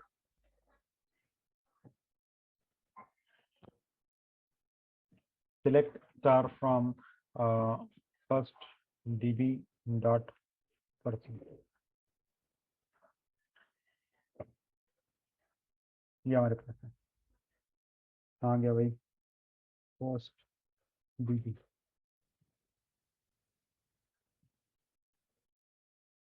क्या हो गया? From first db dot person doesn't, ये बता रहा है, ये एरर दे रहा है, बता रहा है कि table first db dot person है ही नहीं। तो फर्स्ट db में पर्सन नहीं है क्या? पर्सन से, पर्सन नहीं है, पर्सन से। ठीक है, तो मुझे यहाँ पे एच लगाना पड़ेगा। अब इसके अंदर देखोगे तो जो रिकॉर्ड्स है वो बड़े रेंडमली अरेंज है, 1 2 3 है, फिर 1 2 3 है, फिर 1 2 4 है, 1 2 4 है, बट यहाँ पे 1 2 1 है, यानी ऑर्डर्ड नहीं है। या तो असेंडिंग ऑर्डर होना चाहिए या डिसेंडिंग ऑर्डर होना चाहिए ना, तो वो ऑर्डर्ड नहीं है। 120 बाद में है, 21 है, 24 है, 23 है, मतलब वो आगे पीछे है, ऑर्डर में नहीं है। इनको असेंडिंग ऑर्डर में अरेंज करना है, तो कैसे कर सकते हैं? तो उसके लिए अलग एक हमारे पास फंक्शन है जिसको बोलते हैं ऑर्डर, ऑर्डर बाय। तो ऑर्डर करो इसको, किसके थ्रू ऑर्डर करो, किसके थ्रू अरेंज करो? तो पर्सन आईडी के थ्रू अरेंज कर दो। तो पर्सन आईडी, पर्सन आईडी के थ्रू आपने इसको ऑर्डर कर दिया, अरेंज कर दिया। तो यहाँ देखोगे तो अभी अपने सीक्वेंस में आ जाएंगे, असेंडिंग ऑर्डर में। ये अपने से पहले 120 आया, फिर 21 आया, फिर 23 आया, फिर 24 आया, मतलब इंक्रीजिंग ऑर्डर में अपने आप अरेंज हो गए। ठीक है, तो इस तरह से इंक्रीजिंग ऑर्डर में अरेंज होगा। कोई क्वेश्चन है? Any question?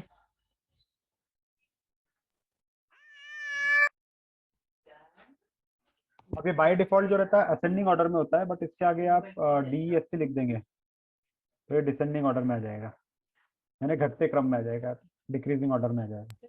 बड़ा शॉर्ट पहले इस्तेमाल कर सकते हैं सर इसमें, शॉर्ट? देख लो, शॉर्ट चलता हो शॉर्ट यूज कर लो। मैंने शॉर्ट यूज नहीं किया है, ऑर्डर बाय यूज होता है शॉर्ट। मुझे ध्यान नहीं कि यूज होता होगा, बट मे बी पॉसिबल किसी वर्जन में आपने यूज किया हो। ठीक है, तो हो सकता है, मैंने ध्यान नहीं है, मेरे को order ID order by use है, बिकॉज यही यूज होता है मोस्ट कॉमनली। ठीक है, तो DESC से डिसेंडिंग ऑर्डर आ जाएगा, ASC लूंगा तो असेंडिंग ऑर्डर आ जाएगा। ये ASC से असेंडिंग होता है, मतलब इंक्रीजिंग ऑर्डर होता है। नहीं भी मेंशन करोगे तो बाय डिफॉल्ट यही होता है। नहीं भी मेंशन करोगे तो बाय डिफॉल्ट यही होता है, बट अगर आपको डिसेंडिंग करना है तो DESC से यूज कर सकते हैं।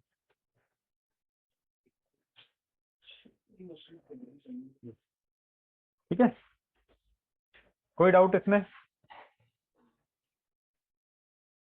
No sir, no. ये ऑर्डर बाय हो गया। फिर इसके बाद अपडेट टेबल है, मतलब टेबल को अपडेट करना। अपडेट करना मतलब कोई फील्ड है, उस फील्ड की वैल्यू चेंज करनी। जैसे यहाँ पे हमारे पास मे बी लास्ट नेम का नाम है ETSC, कुछ भी मैंने दिया था, ऐसे नाम दिया था, तो यहाँ पे इसको चेंज करके कुछ नया नाम देना है, या एड्रेस जो है वो अपडेट करना है। कोई एम्प्लॉय है, पहले किसी एड्रेस पे रहता था, बाद में उसका अपडेट एड्रेस जो है वो चेंज हो गया है। तो अगर आपको एड्रेस चेंज करना है किसका, 124 नंबर वाले का, तो अपडेट करने के लिए आपके पास कमांड है अपडेट। तो अपडेट, फिर उसके बाद टेबल का नाम। टेबल का नाम अपडेट करने के बाद, अब वो टेबल का नाम तो दे दिया, बट टेबल के नाम में भी इतने सारे एम्प्लॉइज है, किसको अपडेट करना है आपको बताना पड़ेगा ना। तो अपडेट टेबल का नाम दिया, मतलब आप इस टेबल तक तो आ गए, बट आपको बताना पड़ेगा कि कौन सा रिकॉर्ड का कौन सा फील्ड अपडेट करना है। तो रिकॉर्ड तक आपको आना पड़ेगा ना। अब रिकॉर्ड तक कैसे आए, तो रिकॉर्ड तक आने के लिए कैसे करते हो, फिल्टर लगाना पड़ेगा। तो फिल्टर में आपको देना पड़ेगा पर्सन आईडी। तो पर्सन आईडी तो हमारे पास 1 to 4 है, तो 1 to 4 नाम के पर्सन आईडी में हमको एड्रेस जो है वो चेंज करना है, ये वाली चीज चेंज करनी है एड्रेस नाम की। तो हमने मेंशन कर दिया पर्सन आईडी 1 to 4। तो हम लोग जब बढ़ेंगे तो पर्सन आईडी 1 to 4 मतलब कहाँ है पर्सन आईडी, ये भी है, ये भी है। सिस्टम पूछेगा इस पे अपडेट करूँ या इस पे अपडेट करूँ, तो हमको कुछ दिखाना पड़ेगा ना, स्पेसिफिक चीज दिखानी पड़ेगी। कौन सा, 1 to 4 में तो ये दो है, तो इन दोनों में से कौन सा वाला अपडेट करना है हमको, ये वाला अपडेट करना है।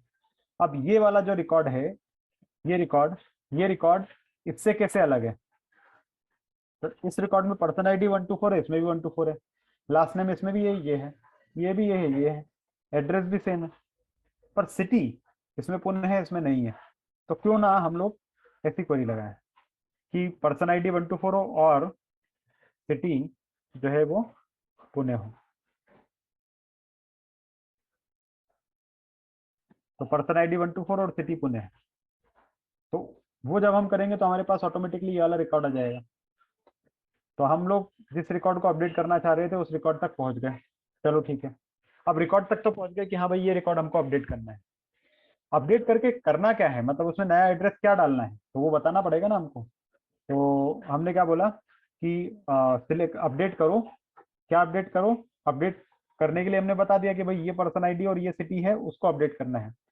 अपडेट करके करना क्या, मतलब क्या चीज अपडेट करना है, तो हमको बताना पड़ेगा सेट के साथ में कि हमको अपडेट करना है क्या, एड्रेस। तो एड्रेस हम लोग अपडेट करने वाले हैं। और क्या लिखना है अपडेट करके, तो एड्रेस में लिखना है हमको ABC स्ट्रीट और XYZ सिटी, ऐसा करके कुछ भी लिखना है। मतलब मकान नंबर ये, स्ट्रीट नंबर ये, सिटी नंबर ये, जो भी है वो आपने डाल दिया। ठीक है, ये अपडेट हो गया। अब इसको रन करके देख लो अपडेट कमांड का।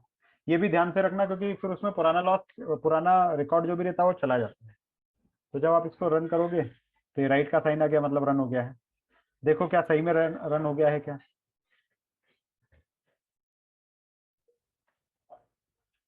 तो जब आपने रन किया 124 वाला जो था, यानी ये वाला आपने अपडेट किया था जिसमें सिटी पुणे थी, और ये इसकी वैल्यूज अपडेट हो गई है। ठीक है, कोई डाउट इसमें?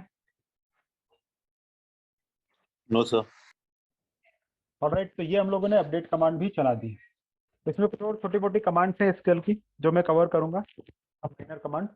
और वो कवर करने के बाद इसके ऊपर हम लोग इसको पाइथन से कनेक्ट करेंगे कि पाइथन से कैसे इसको यूज कर सकते हैं, कैसे कर्सर्स वगैरह में रन टाइम पे पाइथन के थ्रू SQL स्क्रिप्ट और SQL सर्वर चलाते हैं और उसको डेटा को अपडेट करते हैं, फेच करते हैं। और एक केस स्टडी करेंगे SQL के ऊपर ही, एंड देन उसके बाद हम लोग MongoDB पे जाएंगे और देन उसको हम लोग फिर थोड़ा AWS वगैरह से अगर कनेक्ट कर पाए तो वो करने की कोशिश करेंगे। तो ये सब कुछ कुछ चीजें हैं जो अभी हम लोगों को मैं अगले सेशन में आप लोगों को बताऊंगा। ठीक है, तो आज हम लोग यहीं रुकते हैं। थोड़ा सा जिन लोगों ने SQL नया देखा है, पहली बार देख रहे हो या ज़्यादा कंफर्टेबल नहीं हो, थोड़ी प्रैक्टिस कर लो, इसको इंस्टॉल कर लो, यूज़ कर लो, तो काफ़ी आप लोगों के लिए आसानी हो जाती है। ठीक है। तो आज हम लोग यहीं रुकते हैं, फिर अगले सेशन में हम लोग इसको और आगे बढ़ाएंगे और MongoDB पे जाएंगे। ठीक है, चलो तब तक any other question? No sir. Sir ये शीट शेयर कर सकते हैं, ये वाली सर जो आपके ये वाला, ये डेमो मास्टर वाला? ठीक है, मैं शेयर कर दूंगा ये आप लोगों के साथ। ऑलराइट, चलो guys, thank you and have a good day. Thank you sir. Bye. Thank you sir. Thank you, sir. Thank you, bye.